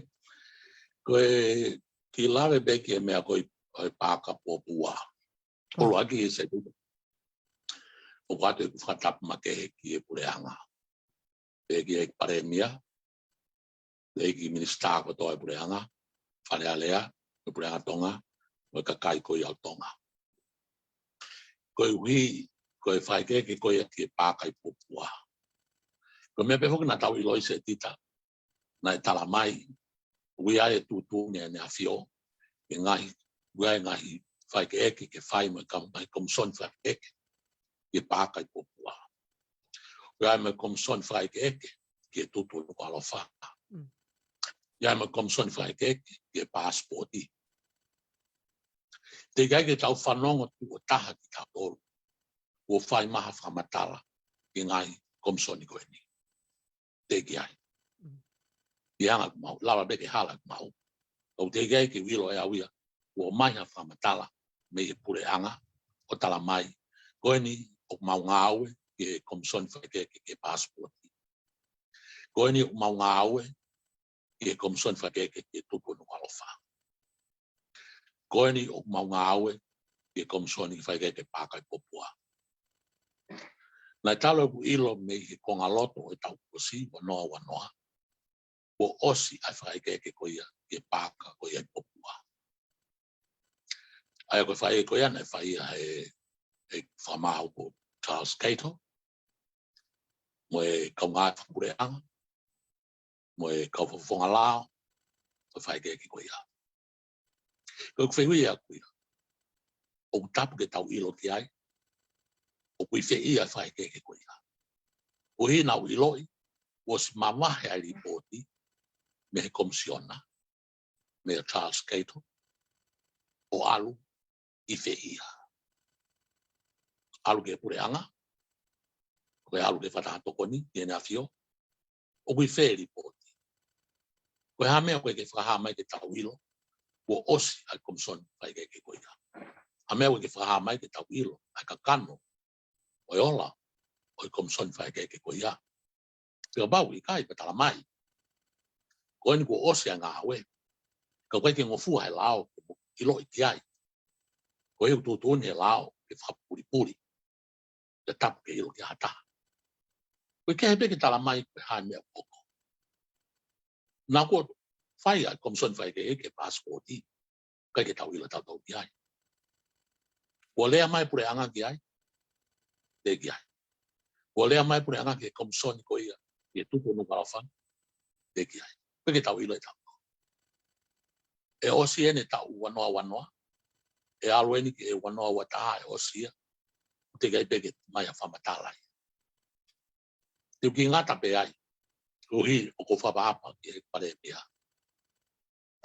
o la he ngai fi o ta ha ngai fi ko ia ki ko i logo ki la ko ia ko son fa ke o tu e ngai ku pla ai o pe ko to ta komisiona e fo tu ko e na fio o pau ke fa fu ka va e to ta ko ni e ha onga o kabineti o ne fu ka va ai ke ne fai to tono fata tau ki ka venga ko ia o tu tu ni ke ne fai I ha onga ko hayo bi kabineti ko ek parepia ko kon parepia ko minister ko kabineti ko fehui ko a fe ko mai na fe ko tau fe na fai fu ka va komisiona ko ni I kabineti o tapu ya ke tau ilo o tapu ya ke tau ilo ke report ko ni ko fe lao tama tapu o ko ilo I komisioni ko ya lao ko ke komisioni fai ke o ko pe mo ku lao e malava pe ke ua e tuku ki tua ai ngai whamatala koe. Ko inga koe ka pau ke, ka pe mai lewa. Whatatau ki lao mea koe ai komison whai keke, I e kopu mea, I e wahe mea, ves mea, o tala mai ai, ke whapuripuri, ke tapu, ke ilo, e kakai koe whanua. Ai whatotolo koe nyau whai. Ko mea bea kou koe au ki ai. Koe ke mau e totonu. Ai totonu koe na koe inga koe ki ai koe, e hopo koe ni ai totonu koe ia, I hua tori tori. Ke mau e totonu. O whatatau ke lao koe e koni stutone. O moe lao koe iau tonga. Keke? Koe. Te tuku pe korewa ke toki hao ke. Ke toko ni mai a pure anga. Ko tui pe ue nau pamatala. Ko tui pe ue nau ngahi. Kau kau ke ai. Ko hiko ki nau tolu pe ni. Nai kau e whai ke koe. Koe. Nā sana o ta I he lolotonga whoki I he kaweinga ko e kei ai totonu ai tangata pa mo I whewhine tonga I he whakamau anga, I he whalea lea. Nā sana o ke ai totonu ai toko whitunga whulutupu nai mole nau mo ui he waka asika. Ke tala noa mai moa pe ko whe o ki ai totonu koe ni, pe nai o si lava ai hopo ko ia, pe ko hai o ko mo ua, ko eo. Ko hai nai e whaiki ai e sio he keisi koe ni mo I sio koe ni. Sio ki ai, Nā swai whake ngai whailo e kakai koe ia na e lapea koe ia me I e hoko koe ia e mota e asika. Ngai lapea koe mai maari whanau, kainga, whamili. Nā whailo e pure anga ki e more koe ia o nau whamili, Ai koe hopo ia na e whai, o skoe apa whai totongi. Uhu i o e kakai koe ia. Nā koe kuiloi ki aina e ngai tohi are a pau mai. Koe ko whamoni koe ni tohi hui koe ni, ke toi eke a ton, I he more koe ia hau maari, whanau I he asika. Ai e tohi are a pau I o whai, me I he whai tātalaki, ana koe whai whairu, pea moe whailoa he koe prea ai, ai. Koe mea mahuinga ki tau ilo, mea hono ua. Koe whainga, ka pai koe kumi hatu e totonu ki aru ki whamawa, o ka pai kumi a totonu. Koe whainga na tula e mea koe ni, koe whainga mea I malaha koe o sibire, pea u whakatangata pe. U tau e hongo furu, me aho koe nai hoko ai e mea koe ia. O ospe tau e hongo furu, kai to hongo fua, ke hao eke, hao totonu ke mea koe nai hoko. Tuku kehe, ka pau I ai hao whamoni fu o au, na ke toki ilo I pe koe ki muini. Pai lava lewa ke tuku, ai whakanangata koe tau e hongo furu ke tawhaki, ke hao leko tala mai. Na u toki ilo I au ia I he wanoa ua taha, ai whakamoni koe ni.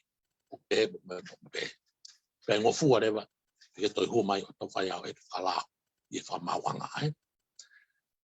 Ko mantui whoki, nai mai koe ai komisoni whai keke koe ia, nai mai a ripoti ke pureanga, pea mo e kapeti ko whakato koti. Pea nai hoko ai lavea koe ia, ai aten senyare, kauchi, so I tio, ne hanga au whai lewa, ai fie mau ke o atu ha kauloea me muri, ke whai hanga au e ke ngai whotutu koe ne whotu mai koe me komisoni, whai hanga au e ki ane. Koe hainga au e, ke tau ilo, ke kau e pe mo I whahilo. Pe o atu koe ia koe ki e pureanga ko Fred Severe, pea nai hoko ai o nau kauhala ke ai kauchi, pea nai whanofo le kauchi e me au e, mantui nai whoke tātake Australia, nai whoke mai o toi whahilo e pureanga, I tai whala ko i anu whanofo ia ko e me ngawe a tensen iare. Ai ko whanki tau be ko whangi manus nusi i anga whutalana ko ke asika. Right. Ka venga e ko ko ki ai. Ka bare o fie mau hata ke ko e huke ai toi ko ia. E toi ava mai o ui i e whare hopo. Upau ke neo mai ia ngai whamui fo o whamai noi. Na e kai ke hau e whamoni a koe he ngai eke ki mua atu, ngai o ki mua atu. Na toki mau e pe ki mui ni mai, i e waha ko ia o tau e hongo fu toki osi, e? Ko E malawa le ia. Ta i e taim ta tau e fuk se nau pau ke tau ki ongoi. Tau pe he tau ki hau ki mamani, e? A mea koe na ku whamatala ki ai a malaka ko ia public law. Koe malaka mahu inga ia. Ka hange ko ku whatulou ki kauloia ko ia tonga. O ku ikai ke fu lelei ai anga o ilo ai kauloia tonga ki malai ko ini. Wai ben au ilo ki ai. Wai ben ngai lava ngai mea ni ka o ku fie mai ka mata tau ia malai ko ia. Wai pui a ku ko me e malava. Ke to e huke aka pes ko ia ke mo mai e. Ko ia. O ka was mahino be fokia. I whamatala ko e ai komisiona whai ke ko ia na e whalaki ai ngā. Ne kai ke whasivi le lei o koloa ko ia e waka. Na tō nou a ka kai ko ia na nau i ai. Aia, ko taimi ko pe mai ko e ngai sea pe o ngai komisiona whai ke. O malawa rewa ke awe ki nau tolu ki whamawanga lao e. Kau sia e whuka kamu e tō taha. O e kautaha ko ia, o e kautaha wakana e. Ia e ne hopo. Ka nai hao tō taha te ia, uinga pa teknikare. Ka me ko anga pe ki to koni ke me ko ia. Ka o te tau pe e tai malawa. Ko me ape ke wha whenga o mate aki ki ai. E whai a whenga ki o tonu ko ia kakai e. Ko ia. Toko mā ke wāta haki fo i whasi mai heni e Naresoni. Ka tai peta ki fo i ka veinga e ua. Pa ke toke mao lewa ha mālo lolo tonga mau mao ko he fia fini Naresoni. Saipe? Saipe malo. Malo.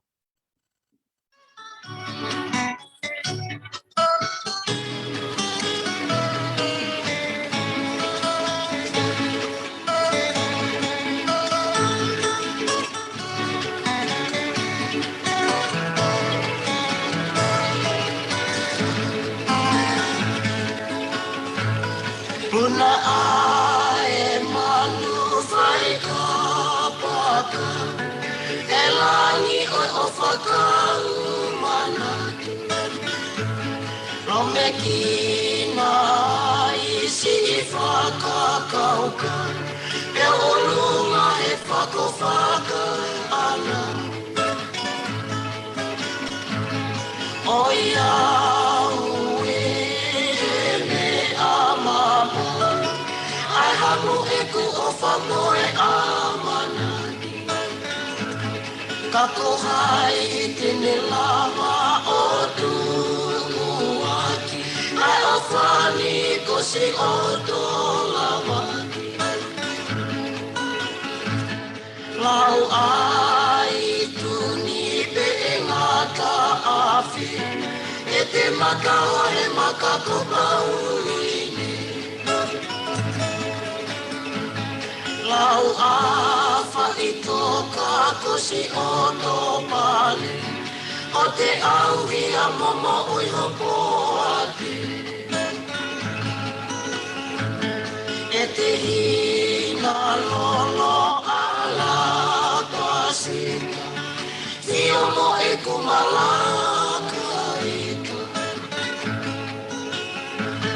Ke kahoa e hasola ki he apokalifa O whako e whahu isi e te kalehina Kau mai a ko a muri tua Ke upuna he mama Sofia hofo tunga Ko te piri o te he mai kopuna Ke hopo a te mai o whaki whai toka Kau mai a ko a muri tua kupuna e mama Sofia hofotu Ko te pili o te he mai kupuna Ke hopo a te mai o whakiwha i tōka Ke hopo a te mai o whakiwha i tōka Ko tata mina o se mite nema pe a me he valo i he whiawhine tui pena o rere ia to ai porokarama koia ko ngā uluaki o i whakaike eke koia loia nare soni tupou ki he whiawhine. Ka o kotoe pe e tau ka veinga e ua pe mo loia nare soni tupou. Nare soni, o kai e whoikonga whoki e taha o ku lahi ana ngahi talano e ki ai, pe lahi ma ngahi ripoti, mahalo pena e maulawa i ki mua, kau ke he pe anga koia e whakamatala. Ko e haho o mao ki he tawhaaki koine eke totono ai whonua, i he paanga hiwa no miliona koe ni na e awe pe a mei he pure anga na e whakatonu lea whako e kai haasi koe ki rape tone whakatonu lea ko ia pe kai kana awe me he pure anga ki he kautaha koe ia taine princess si pure tonga sit ke moa bau hopa tu ai se dita ne ki konga para kalafi na ki whamatala te nai pana whenga pe ke tupo ki minit e u whaukau ki te waiwahi atu koia ni hopo koe ni a tōtoro koe i a tori o kui a koe hopo a tori a kispo iwa whila ka wola pe a mo kalafi moala. Manduri nau whaaka ni nai me tutu ni Hampton ke totongi e pule anga e whamore koe a Barry Wilson. Koe lao koe ia ka paurewa o kuongoi he whamau o ku ianga whalea taha. O ko pu vai ai inga whakalao na whai ai whahu ko ia o tōtolu ko i mono tau tea. Ka pau nane o ngoi, o kui ai pēki nei mo ni whakalao ai whare area ke nau tau tea tōtolu ko i ni. Pane toi hanga toi fua tau. Mahalo bena ia e nau tōtolu de lei. Tane kai ke asi mai. Ko i ngā i matai whika e tolu tene hanga whafua, ke tene tūtūni nei, ke totongi ai whamore ai whaiko i au malohi, me whaiko i au whoi. Pena ne tūtūni le vai i e pōko i peko ia i Oatopa, tai wahi wāno. Ke totongi he pureanga ai whamore ko ia Barry Wilson. Kana kuosi hanga e au teuteu a tohi ko ia. Ai tohi whamore ko ia ai ngāwe a Barry Wilson.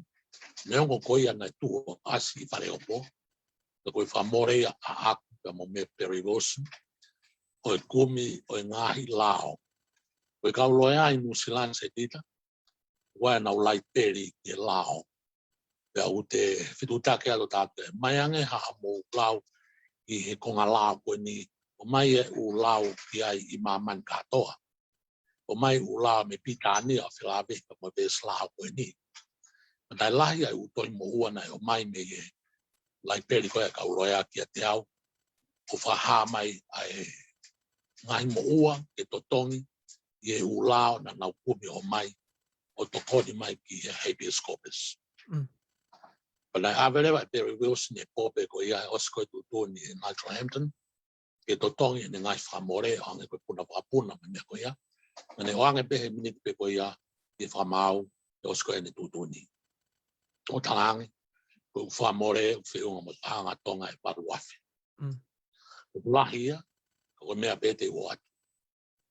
Pe oskoi a patutuni ai pe ko e Nigel Hampton ke aho i wawalu ke totongi e pureanga a panga e valuafi ko ia o whamore ko a Barry Wilson.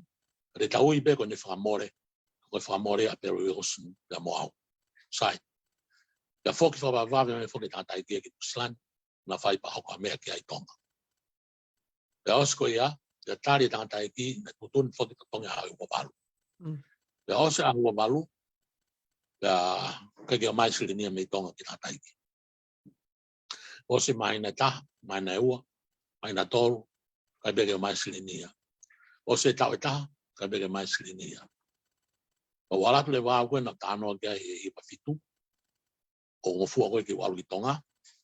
O walatu le o ke whai ke takai olope, o maua e kai wa i walu, o sirinina e stotongi e pureanga ki whare pahanga. Oh. Ko feu i oko. Nei to tong mi fare panga ki a hai e panga. Mantui foki ko alu kai tangata ko ni ko ni ula ki alu ni tonga. Te ki to ta ki alu. Me mantui foki nei la he time a mo e po na e more ai time o tangata ko ni ki teu. Lau e u lao, lau e u tohi, lau e ngai whamatala, lau e koni stūtone tonga, lau e u hopo i tonga, te lawe me koni stūtone. Pau ke te teu pehe. Pea na mua ilo rewa e walatu ko e iwa walu. Nai toho e pahanga e mi whare pahanga. Sai. Koe ke utoi e ke awe mea ko ia kia taha. Ko mea pena e hoko, na uilo i toko taha ko ia. O walatu rewa e iwa walu, o whailo i toko taha ko ia. Ko mea koe na e hoko e whailo ko ia, ko sivire. Ko i whoki mamahi mai tangata ke te au ni au, whai ngā ue, mo kore. Pea koe kumene o e pahanga ko ia.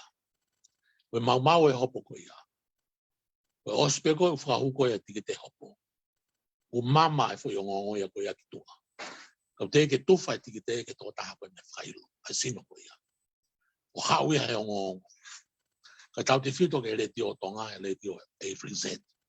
Hanga na tō whamafola. O whai whakailo i nai son tu pou. Ai tō taha ko mea. O eka e pahanga floia ko mea.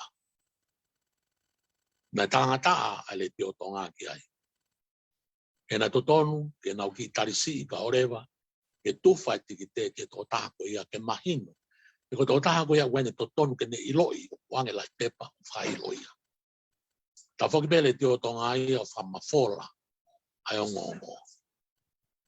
Nai toi whailo re wāu ai, pia mo tawaki kusmālohi, mo viola kolomatangi, mo e toko ua keme le tio tonga. I whamaulai.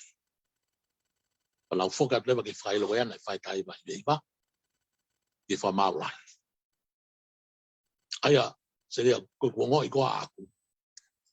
Koe mea nai whai ke te au e tai vai wataha. Koe ni toi whai pe ke te au tai vai veiva.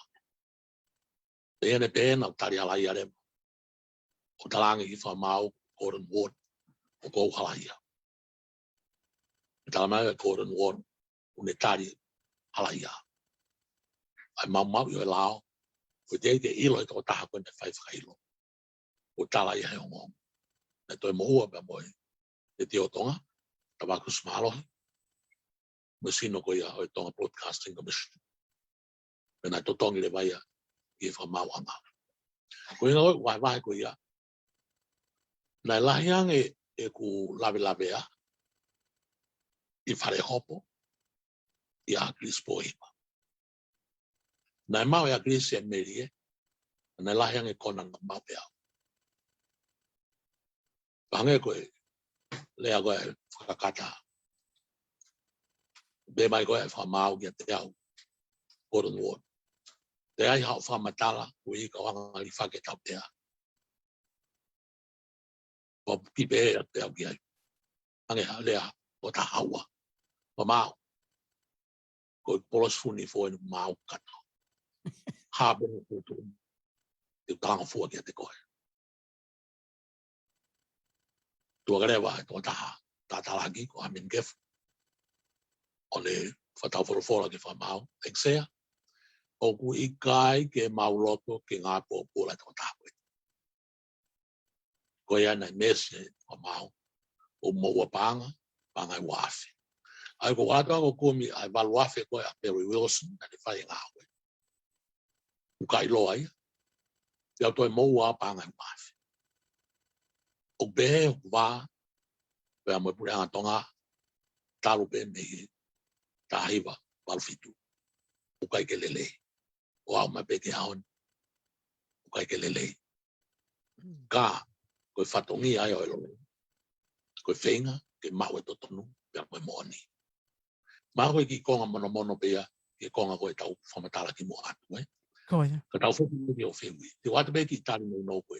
Tau ki i mau talano atu mo ai e loia na de santo mo, e kai peke lava ke tukuanga mai e toko taha koia na ane toho e se ni te pe ku ke pehe ke oua pe tukuanga mai e tawhaki a koia. Uka ke loto au ki ai. Ko mea pena ku kore ni e tōtolu koe ni.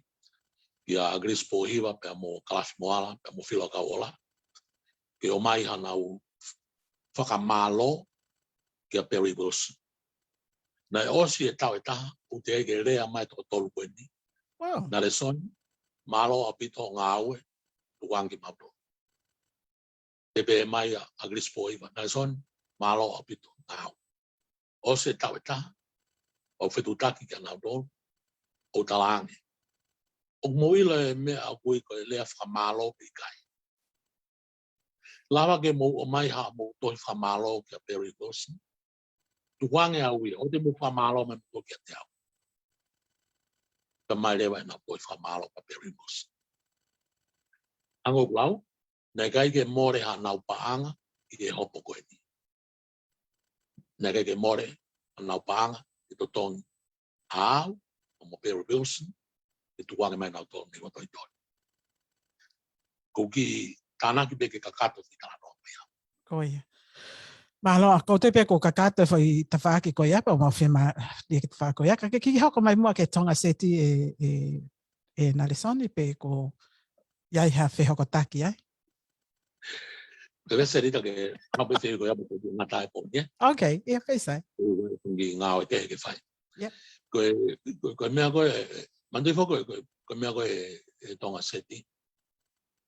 Nā whahatu peki mo ai. O kulahe ngā au e whawhiu ia. I e pure anga. Kau koe ke aha sino i loia lelei. I ne hanga o ave a kalpenga koe ia. I e wheitu ko mea patondo. Pena ave lewa mea koe ni Harry Rodney Harrison. Sai. Nā e konga o hopo koe ni, nā e mālohi, nā e konga. Tau pehepe, ne kai ke pehe nā e fōi. Ka tau pehepe, ne kai ke mālohi. Koe konga ne kai ke mālohi ai. Koe mea o kui e lea whakalatina. I mo toru koe mou ilo e lea whakalatina. Koe lea koe locus stendai. Koe locus stendai kono spela koe L-O-C-U-S. Stendai. S-T-A-N-D-I. Mandu i tānoa ki mo atu. O loma, na ne hanga whae le i mai ngai kawei ngā lao mau i ngā pito i Roman law. O kawai locus stendai. Koe kawei ngā ko ia o eke mai he lao mo whamau. Ko hai koe. O ke hau ki whamauanga. Pare talatu lema. Po au, nai kai asi e sione tu koloa. Mai no rewa. Ko koe more. O koloa. Ko tō tāko, ala tuko eke koe pānga koe. Ko hai koe. Ko au agres pōhipa. Mi aha o more, i e koloa koe ni, i kai. Aia, i e lao koe o e locus stendai. E kui e lefa pitania koe standing. E kono riwhatonga. O kui ai nai hao kākunga. Ke mau ai ho moui. Pe more hao koloa. Pe makoi koi o sino. I e mea kou ke hau, ki whatondono. Koe tari koe ki ai, i kai. Ne kai ke hapa angai a gris nai more, i hopo koe ni, ke pē ke hau eke mai nai more pānga. Ne kai ke ha lawe ai ki ano sino, ne kai ke ha lawe ai ki ane koloa, koe locus stendai, e patala mai lewa e whamawanga. O mo oni e tawhaki koe, ne kai ke whakalao e ngāu ne whai. Ka, ko koe ia, koe ke aha o to ton whakalao au, i ke hao eke ai ngai mea koe ia. Aia, i e kawhala taha, pe mai whamawanga. Ko miha taha ke hao to tonu o whai e whakailo koe ni. Koe mea kei tu ai hopo koe ia. Koe tari o whiwi. Malo apito e Nalesoni pia koe whakaosi pe e Nalesoni. Koe ngahi eke koe ni ho totono ko ke ostara mai pe ko lahi anga ho lave a. O ke aia whahinga loto ko ke ko tu peo ke whia ko hui koe lava ko ni ke ike i ai totono ai tangata whewhine tonga pe mo tangata tonga. Ka ke konga Nalesoni ko pehe ko lahi ange ho o lave a pe mo ngahi tā palasia o i he ta whaake ko ni ho whekumi ke totono ai tangata pe mo. O ia hawhainga resentment ia te koe whamole mole. Pula e la ve ai. Ko ki la ve ta ya o pe ke nga. Ko anga fa ta pu. Ko ku pito yo no fare ya ko ki mama fae. O tanu I tonga. Pa te I tonga pe. Ma ko tari pe. Malo atu ke te koe loe na le son tu pau e whainga maari e koe ni ko ke hanga o mai ai fo oni information in maaki mautolu, mau lave mono ai haka tupo e whanua, pe he whoka te mautolu koe e kāinga whanongo o le tio au titi ai I he whiawhini. Whakamono I atu ke te koe, pe ko tala mono atu ke te koe I ngāwe ko toa pe ko ke whakahoko. O ko lave I pe na le son yo kai ngai ngāwe ko ke whakahoko ka I kai pe ke acknowledge. Publicly pe o acknowledge I tonga pe mano usilani. Ka ko o atu ai whakamalo ki a te koe me whini motua maulalo koe ni mo le tio maulalo koe ni ki a te koe he whungawe lahi. Ko ke whakahoko te tau pe mai whanua I tonga pe a mano usilani whoki. Ko ofa atu ki a te koe pe a moe family whoki.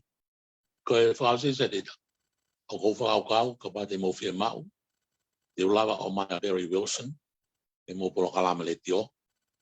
Te toi maari anga ne whamatala. That would be fantastic.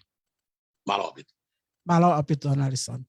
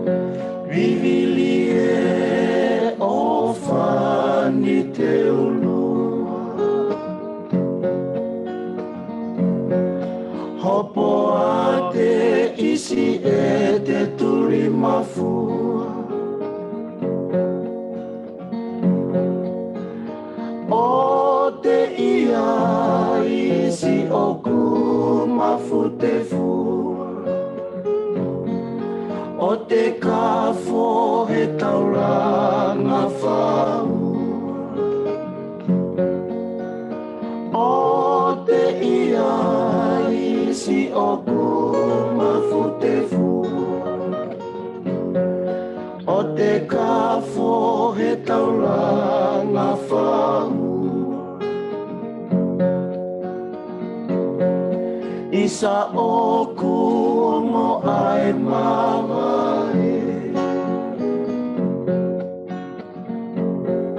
Uhu e loto ni pe ane usi ihe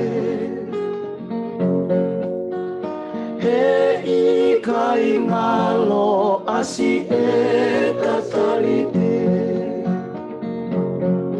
Fika ulu akisi iliki wai ofo He I kai ngalo asi e tatalite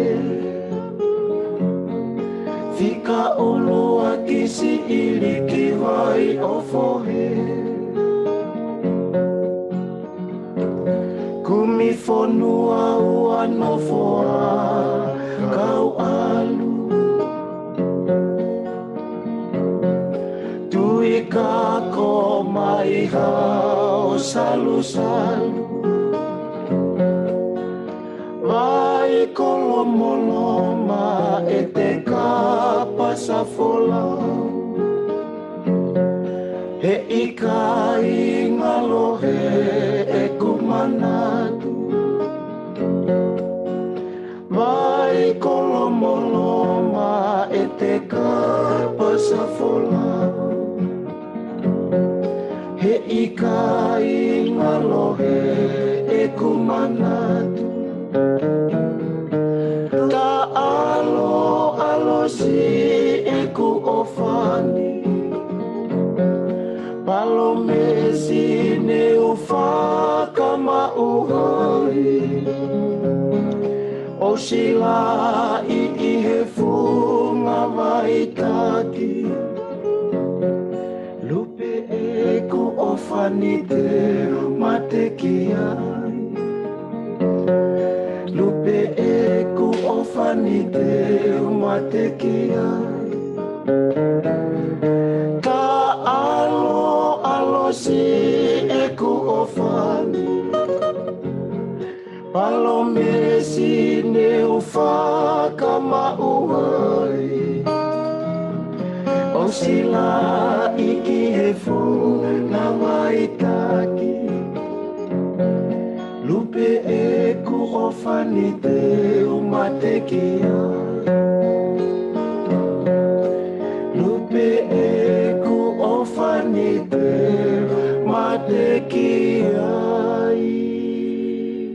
Ka tātai mena o sewi te waono, pia me I he walo I he whiawhine, pia lolotonga whoki e tau ke I tatari ko ia ke e tau guest hoko, ai koe whawhawhonga tonga tapulaki, si a sawai lai po hiwa, o te kai kene hou mai I he whiawhine. Kai ke hoko kore ke ana pia mo wao, ke mo kātaki moa o hou mai, ke uhi ke whakakato pe hotau whatongian, o taritari ai ki e tau guest hono hoko. Kai ke e ana pia mo wao koe tounga ko ia ko tau whanongoa I he whiawhine, I he whakaike eke ko ia loia nare soni tupou, o ko maari pe atoe anga ke heanga whakaike eke ko ia o he whiawhine. Kai ke he ana ka hawa kai ki he whakaike eke koe ni o loia nare soni? Malawa pito se tita Ko au se tita ko whiawhia lahi a pito he hono whaike eke nare soni o whekau aki pe menga he isu koe ni. Ko uhi o ku mahina mga tau tole ngahi mea na ke tau hanga e tau tolu ia o iloi. Ngahi mea koe ana e hoko hangi koe ni koe o atu koe ne loia pe me nusila a Barry Wilson ke ala atu koe no whai e hopo koe ni e toko tolu koe ni i hono awi ki nau tolu ki hoa tolu toli. O ku mali e whao se tita ko uhi tau hanga e whatoka ngā ia I palapalema ko tau whonua. Ai whainga taa e tau whainga ke whekumi ke totono e kakai whonua ko huko tau sike ngai ta whaako e ni. Kai ke ngata pe I hono ta ofi o nare soni ke ona toi tu watu ki tonga. O ku whakamamahi au pito se tita ko huko nare soni ko tanga tai whonua tonga. O ku ta o mea ai ngai whakaukau ko ni se tita ka te tau tau. Oku kei mau koa e tau totono a ki tau tolu kakai e whonua ko kautonga ki tau tolu I ho tau whonua tupu a ngā peikai. Ko hui kai hoko koe ni ngai kes koe ni oku ne o mai ka te tau tolu ngai whehui ko ia. Peke te au se tita koe taeni ia tale huma na le soni pa mo whiawhia au pito whanonga ke ni ngahi a whamatala. Ko hui o whatu whakaukau ka te tau tolu ai ngahi mea ko ni whamatala mai. Keke ngata pe I hono o mai ngai pui tu ngai kes ko ni ka koe ngai kes ni kon ko fatala no ke vano miliona ai ne pehe o te kai ke kakato hopo ko ni ko hinga ko toka teline ko ni o locus standai ko hinga ko o kai ke ata to tonu ke ne eke e tafa ko ni pe ai ha ne to tonu ke ne alo tu mo ai fa mau anga in relate pa mo hiva no miliona pe ka pau o kai ke tono e whakalea te whakakoa koe mea na whanonga ni whatanoa. Peke te au se tita, nane o mai e whakaukau koe ni ki a te au I he taim tatau, nā whaka āmau ki whehu ka nale soni ta whakoia. Pe koe ke malava e he kakai e whonua as a citizen, koe kau totongi tuku hau he koe hiko panga koe ana e whakatau mua mai ia ki he kakai e whonua o ikai, koe tonga seti. Ke nau eke I nau totonu pe te nau lava nau tolo whai e whakailo I he ta whaako ia ke eke nau totonu ke hiwa noa milionane whakatau mua mai ke whonua. He koe kakai ki nau tau whonua. Kai ke he o ku whatu whakaukau a pito ngai ta whaaki ko ia pea ikai ko ia pe se tita hangi koe ni tala noa koe ni ke ashika whamamahi a pito se tita e tau whanongo ke ngai mea koe no koko. Ka kuma oni whaka analisone ta whaako koe hopo koe nina o si whai pena se whahinga na mo ua ai o ngā pōpula pea ia le pau ai pule anga pea mo kakai koe ni ke ua na nau toi eke ai ai whakailo koe ni ke pure anga. E se tita oku i taimi tatau neongo koe hopo koe ni o swai. Ka aku te eki ke mau ai totono e kakai te whakoe ni. Neo nei totono pa anga e whahinga, pia oange mo alea pau he ke toi whaihano eke, ke he pure anga, pe toi whaihano alea e ta whaaki koe ni ke ashika e se tita. Ka koe whaka amu ia na iai hataimi. O ku malawa hataha ke toa whiunga ke ne hō mai, moha ane whakamo oni fo o ke lao ke whakahawa ke kesko. Ni hek mau inga, ko hi koe haa kua whatua ngahi alea pau, ke ne hanga o tanu ai totono e tangata tonga kene eke ngai mau whakau akipa mo more o ngai whamiri e Princess Ashika. Ko hiko ngai ngau e kowi ko nei o se whai hono hopo i mga hime pe. Kei kese tita ko ngahi mo ni me aia ko wako e poni pe me hitara noa nei whai nare so nipa ko fia au pito ai i hono o mai ngai pui tua ngai kes ko ni e oku maho inga au pito ke whai ke ai hatoka ngai ta whaako ni. Te kai ki ngata pe e ai se tita o ko ke kaupe mo na lesoni i he tui whapapau o ko mahu inga a pito ke kakai o nau kantiteiti ke nau huki whare alea ko ha kakai o kuia he nau ngahi background he lao ko hi ko ngahi whatu lao ko e o whotu mai ke ko hi ko malu i kakai whanok mahu inga ke whapoto a hono a whotu mai ngahi lao te kai ko e pese tita ka mahu inga ke ilo e kakai ko e ni nau ke whare alea ai ngahi pui tua pe mo ngahi me ko ta pe ka mo lao ka lao ke fatu ngahi lao lele ke ne ave ki tau tolu ke malu ka kai fonua se tita malo. Malo apeto e ana ko e talo pe me he lele ake ni tau ake ne ua pe mo ngahi fatu lao ai fale. O ko mei ko lao ko to ape na whakaho i he tau ko osi na ela ngahi lao ngai. Na iai ai wakai ai ta kakato ai ngahi lao ko ni. Na iai ai ngahi lao na e pehe e he tokolahi o e whanua na i kai ke kai ko halao lele ye ni ke kakai o e whanua ko e lao ni ke maloi ai tatonu ai tokosi. Pea i he ene pehe o kou kau whataha pea mo loia na le soni tupou i he mātu ake moko e ana mahu inga ko ia ke iai ha whaahinga background ilo ki he lao. Pea ka pao lewa o kai ke ilo ki he lao. Pea o whamai o ako e lao. He kau whafofonga ko ni oko. He koe nau fuhu, he kai ke whaake fuhu talanoa, hangeha talanoa, koe he street, a talk. Ko pao ke fuhu aki ai lao. Pea mahu inga o pita ki konga koe na mai koe na le soni he whakailo koe na whakahoko e he whare alea. O ku mahino pe me he foi statement ko ia, koe whao koe pe kono whato e foi whakailo. O koe kai ke ha ilo ia ki he lao, pea moyanga. Koe mea na tau pehe ko osto tonu ke nau ilo e nau tolo. Pea ko pehe ka pao o ngari mea whoke e ongo whewhine alawe koe na le soni ke ne pehe. O kai ko ha whale lau toi whakasāpate pe ko ha whale whaiako kinti ai whale area ko o tonga. Ne o kai toko lahi ai tau pehe koe kau wako le rei pa moe. Ka ku totonu ke iai ai ngahi ilo. O ko whalau lai whau ka pa o ku kovi e ku ingilisi ako e ongo whewhine. Ka ko whalau lau e whai ai ngahi tohi. Ai kau toka kai mi e whale area. O ko pehe o mahau. Ko nakage e ku Sunday school. Kai ka me ki talanoa whakatu atu ka koe whakamomoni pe a ku lawa tohi e nihi e. E mau koe lawe koe ni loia na le soni ki he tawhaake koe ni oi eke i e totono ai tangata i he tawhaake koe ni oi mole koe ai waka asika. Moha toi mea pēna ki whanongo ki ai tāna ki mai e vau. Malo bitu se tita whamalo mua ki ana le soni tupo tangata mahu inga mo ene whakatala noa maalahi atu whakatala noa he whiawhini. Se tita mo ana o ko pehe pe e au koe tautala noa whamui koe mo na le soni na e lau ana le soni o pehe. Koe tūkoe taimini o tau whie mau hatoe akirisi. Ka kia te au o kou pehe au o tau toi whie mau hantoe na le soni tupou. O tau whie mau peko ha na le soni tupou toko lahi.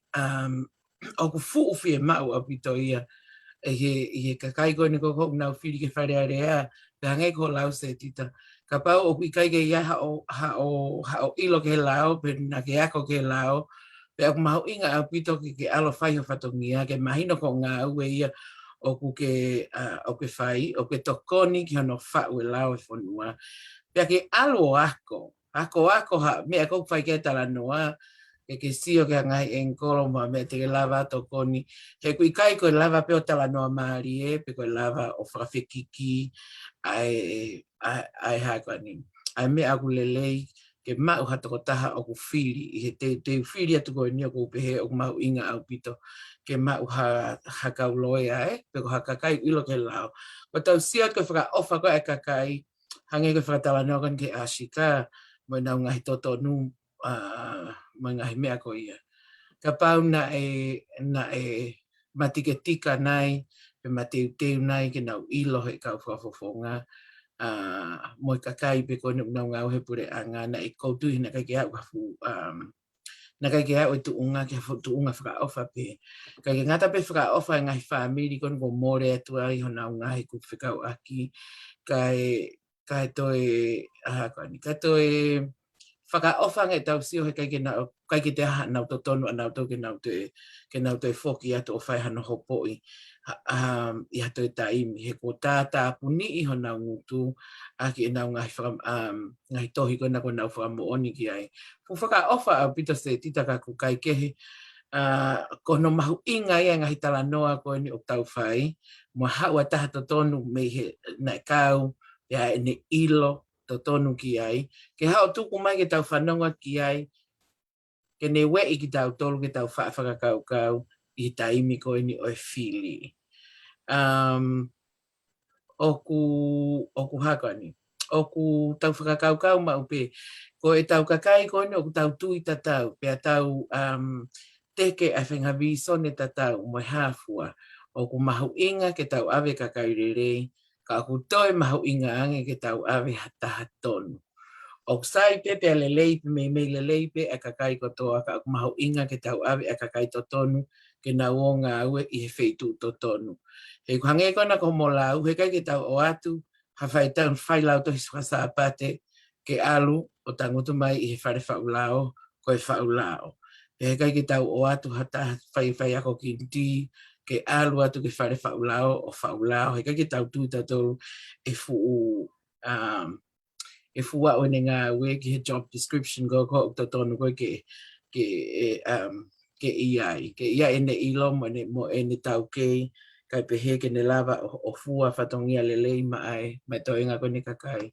Whakamawhana au pito ai tala noka na nare pe a kou maari e ia i he e ne ngahi tactics na ne ngā ue aki he ne whakatala noa kon ke te ue hopo kon mo akirisi kai pehe ki a filo pe amo ana ko hai koa pe amo kalafi o ko pehe e au o ku maari e ia au i he foi kouti ko na ngawe aki it's raining in nuku alofa pe o uha nuku alofa ko ilo mahalo ko ne ose e tala noa e fiafini kai ke tau ta ngawe ake ngahi kouti ke tau ako ngahi mea ke i he whanonga kon ke whakatala no aloia maari au pito. Kai ke se tita tok takai mai ke whakama opo te tau tala no a malo. Io, wao ko hange ko whatala noa oku mahu inga au pito ke tau hanga whatonga e tau whi mau hakakai ilo lao ke tau wharealea, tau te whina tapako ne public law ko hui koe ngā ue koe i he pure anga, pe moe ngai whihanga i koe e kau whafofonga, pe moe pure anga he ngai mea lai whika pe moe kakai e whonua. Ka aku mahu inga pia he taim tatau ki tau hanga whatonga i koe alu kone e kakai ilo lao koe ni ke wharealea, te nau hanga ngā ue a kia ke interest ka e kakai whonua. Ka wai ke nau teat nau tolua pe nau ke aha nau katso nau tolua ke nau lava tau e ngahi mea koe ake ngahi ilo lao ko nau ma. O hangi ko whahinga loto lahi koe ni tau sio kai i angale soni mo mea. Neo hono ta ofi me tonga ka ki ai pe ana nga feinga ke ko hi ko feinga ke whakatau atai na ka kai pe feinga ke tu e nau totonu. E ngai ta whaka mau inga upito ki tau hanga whatoa nga e lelei o feinga ki whare whaulao ai ka kai o nau ilo lao kai mau inga pehe taim tau ki tau hanga o wharato lahi ki nau tolu ke nau ngau e ake ngai mea koe ma ai lelei ka kai whonua o i kai ke nau manawasi i ko hi ka ngai mea hoko mai i he mehe ta whaaki koe ai pule anga e. Ka tau te whito ki he public law a maho inga e aha kau loe ai e wā. Ka maria pito whata noa e wā malo. Thank you, Tita. Malo au pito e ana pe mo vao ai whakahoko mai. O te kai pe ke hu mai a siaosi ai whafofonga mahalo pe na ko ki mo ua pa o te kai ke tohi mai. Kai ke he i he tuunga ko ia ko ni ihi ko ia na mo ko whanongo hifo na mo eke foki pe ko hai. Na ko whehu i foki ki ana le soni pe ko hai ai toko taha ko ia na alo tohe sinini. Pea neango koe ke loto na le soni ki ni tukuange mai. Ka ko si ia ni ihi na tala mai ko aki resi po hiva na ni tohe sinini ko ia o ko whapapau i mai loia o ko i kai ko akilis. O ko ni o mai ka te awa hingoa kau kai ko akilis. Ko ia ka he kai ke tukuange atu ka te motol. Ko na uhinga ke respect pe I wish ko ia ai loia. Ake he tonga ko ia e vao pe mo ana o ko mato aki maho inga ia au pita pa ko lau ko mo no pe mo ta puaki e tau hanga e tau le tio i he fiafini pe mo e wike ko o si o mai ai loia ko ni ke o mai anga u information ko ni o ko tau lavenga mo no ai. Ka ke he tonga ko ia o ko lahi ngai mea na tautalanoa. Na tautalanoa mai kau tuku waka ko i fisina, tautalanoa mai ki he mea i e taha. Ko hana o ko kei ase ngahi o te i wawa o he taimi koe ni o ko tau loko ai pia taimi koe ni o ko lahi ai cocaine i he tawhaaki ko ia. O totono, ko konga mau inga whakani ana e tawhaaki koe ni hono kumi e totono koe e tangata mo e whiwhine he. A tau tolu tonga. Ko tuang ko mau tolu koe pia me he TPC ana ka pau te uki i whokisi ki ai. Pia whamole mole pia koe uhi koe kulawe ki ai, koe uhi koe kukau i ai. Ka koe whakatala noa ka na le soni koe ane nai pe au whoke e kumana tō ki he tawhaaki ko eni o e kai ke mau e mau totonu ko no whekau pe ke tukuange ki mau tolu kai ke aha whahinga mea ke nehanga o whakamakatuunga ke uhinga na tukuange ki mau tolu. O ko maho inga whoki na ku hao ave e tohi ko ia ke na le soni pa na ku ave e tohi ko ia ke Rodney Harrison ai tohi whakailo koe ni koe o ki ai koe na mai a koe ke tuku mautolu ki toa. Kai whakatatau ki pia moloe a Amelia Safi, kai whakatatau ke tek nau tolo o kunau whihu ia. Anyway, kai ke koe tonga ko ia o kou pehe pe e kau whewhine pa kui ai mongahi pehe ko ia na iai ai ua miliona na o mai ka te au ko pia o kau ia he talanoa mātu aki ta e mo oni au pito ngahi talanoa pehe ia kohi o ki ai whaunga ngā ue ai pure a ngā ko talanoa ia ka kalasiona tola o kai ke ilo pe koe o kai ke ilo e whahinga whaunga koe o kuhuunga mahalo pena te kai ke nau ngā ue whapure anga ke nau ilo e whaunga koe he ke lava hafo i toko taha ia o alu atu o to o mahafu paanga he kunofo paanga ia i he whare paanga pia ko pehe au totonu ke nau eke ki he paremia he ko ia na minista paang he taimi ko ia o ki mau tolu. Ke ne te mo oni he. Kai ke kapau ku kai ke te aha mea ku moloto ke mo tānaki mai he tau ki minite tānima koe ni o ku toe e ongo whawhine. Pako o atu ka te mo ua ke mo val ke kamata i mai patok whaosi ana. Malo pita se tita pia malo ana ko pehe ke tau whakama ko pehe e se tita whiunga ngai tānoa pe pōni he kulahi e pita ngai mea ia ko talanoa mai ke ana le soni le atu tau whakakau ai pe apange ko tau a vea he whanonga ki whakatalanoa ai loea. I pōsange ai e val o ku iai nei ha mea o ku uulu i ho mo telefoni o mo whanonga ke ha uulu pe kai? Or just myself? Okay, hakat koe val, malo. Io, malo. Ko ngahi issue ko hawa na le soni ko lawe ki ai na mama o apita me tau whakakau ke tau whakakau po tau ilo ki ai pe aha ngai whakamo oni mo ngai tala noa ku loloto he koe mea pe ku tau ilo i koe whau pe mo ngai hearsay ongo whawhine. Ko whiawhine ko osi koe ko ngai no tolo tau whakatala noa ka nare soni pe a ko mama ko tui na hawa kawa nare soni e tangata ko ne hulu ke fu mama lahi. And not only ke tau tolu ka koutui ko hono shea tu ko ni mono toi awe o tā ngai le ti oi tō ngā me ai polo kalama ko ni pia mona restoni o ku kāu ia i whakawhiawhia mo whakatau ata ina ke kakai tonga toko lahi ko ngā ko toi mawhau ate nau ilo ki ngahi. It's very intimate a pita tala noa ana restoni ko uhi ngā pe ko ene kau ki ai pia mo o lahi ene ilo. Ko ia ene pehe se tita he kai ki te no whau ki te tala noa te whakalahi ko pe whakamalo pe i he polo kalama whakaofa ofa ko lava whakahoko he whiawhini malo. Malo apito e vau tau kolose lewa ki a ana ki ne whaosi mai tau polo kalama ko he whiawhini. Malo apito e se titai. Pea ki mua ke tau whaosi o ku ata whamalo lahi ke te koe se tita ko hui koe whotutu e tau polo kalama ki he whiawhini. Pea tau whanonga mai ai talo ho whanonga mai he whātau noa. Koe ni whanonga mai eni ki he hoka hiwa. O ku tau ke whanonga pembea mo i tau kau whanongo. Pea i kai koe pese teo apu iai e whamalo lahi ke ana kōli i he whakamawhana mo i ui ai fia mo mafana ki e tau leti o ki mo pe to ki homa e tau kau kest ta ka fia au pito ke i kai ke ngata e ku wate fa malo lahi ka nga kau pe mo setita pe mo wal he fa malo lahi atu ke aloia na le soni ko e ngahi whakata no ale le ko to pe ko ne mea mai moia ki tau leti o setita pe o fa fia ko e tau whanongo tonu pea me nguto e kakai na ngā ue i ngai ta whaaki koe ni o whekumi, pea mo e ngā ue tai totongi, ngā ue o skevelenga, ko koe totono e tangata tonga ke kei tuu pe e setita. Pea kai koe a pe ku whamalo lahi atna le soni pea me le teo LTTI ke te koe, i he whiawhini ko koe ngā ue ko ke whakahoko pa maatonga, kai ke ngata pe i he kau tangata na nau i wharearea pea mo i pureanga, ka oku lava ke whakawa e matapā ke tonga kotoa pe ke kumi nau totonu. Pea mau whamaro lahi atai ke te koe, i kai ke ngatai se tita ku neho koe ke lava se ausi o humai, ka ku tau tui pe, ku tau whiunga pe ke he whiawhini, pea mo i tau kau whanongo i he tala noa lelei ko whakahoko na le soni i he whiawhini.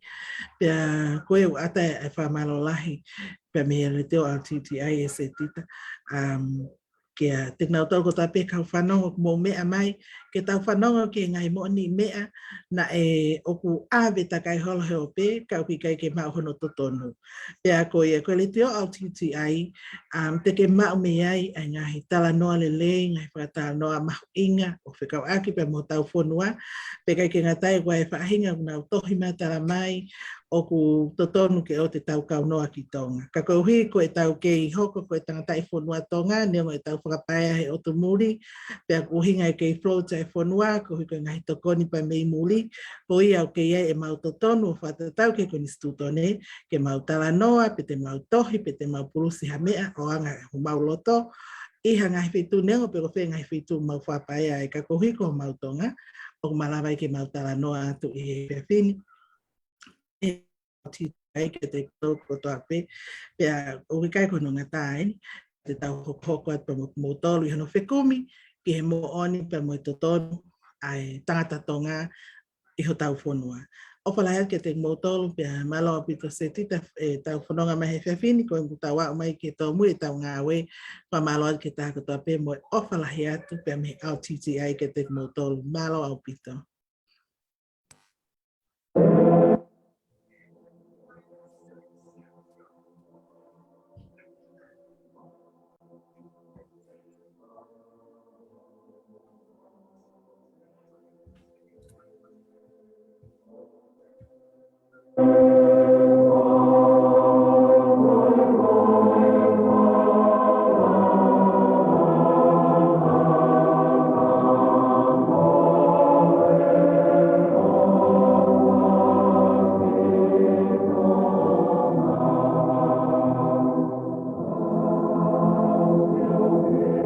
Thank you.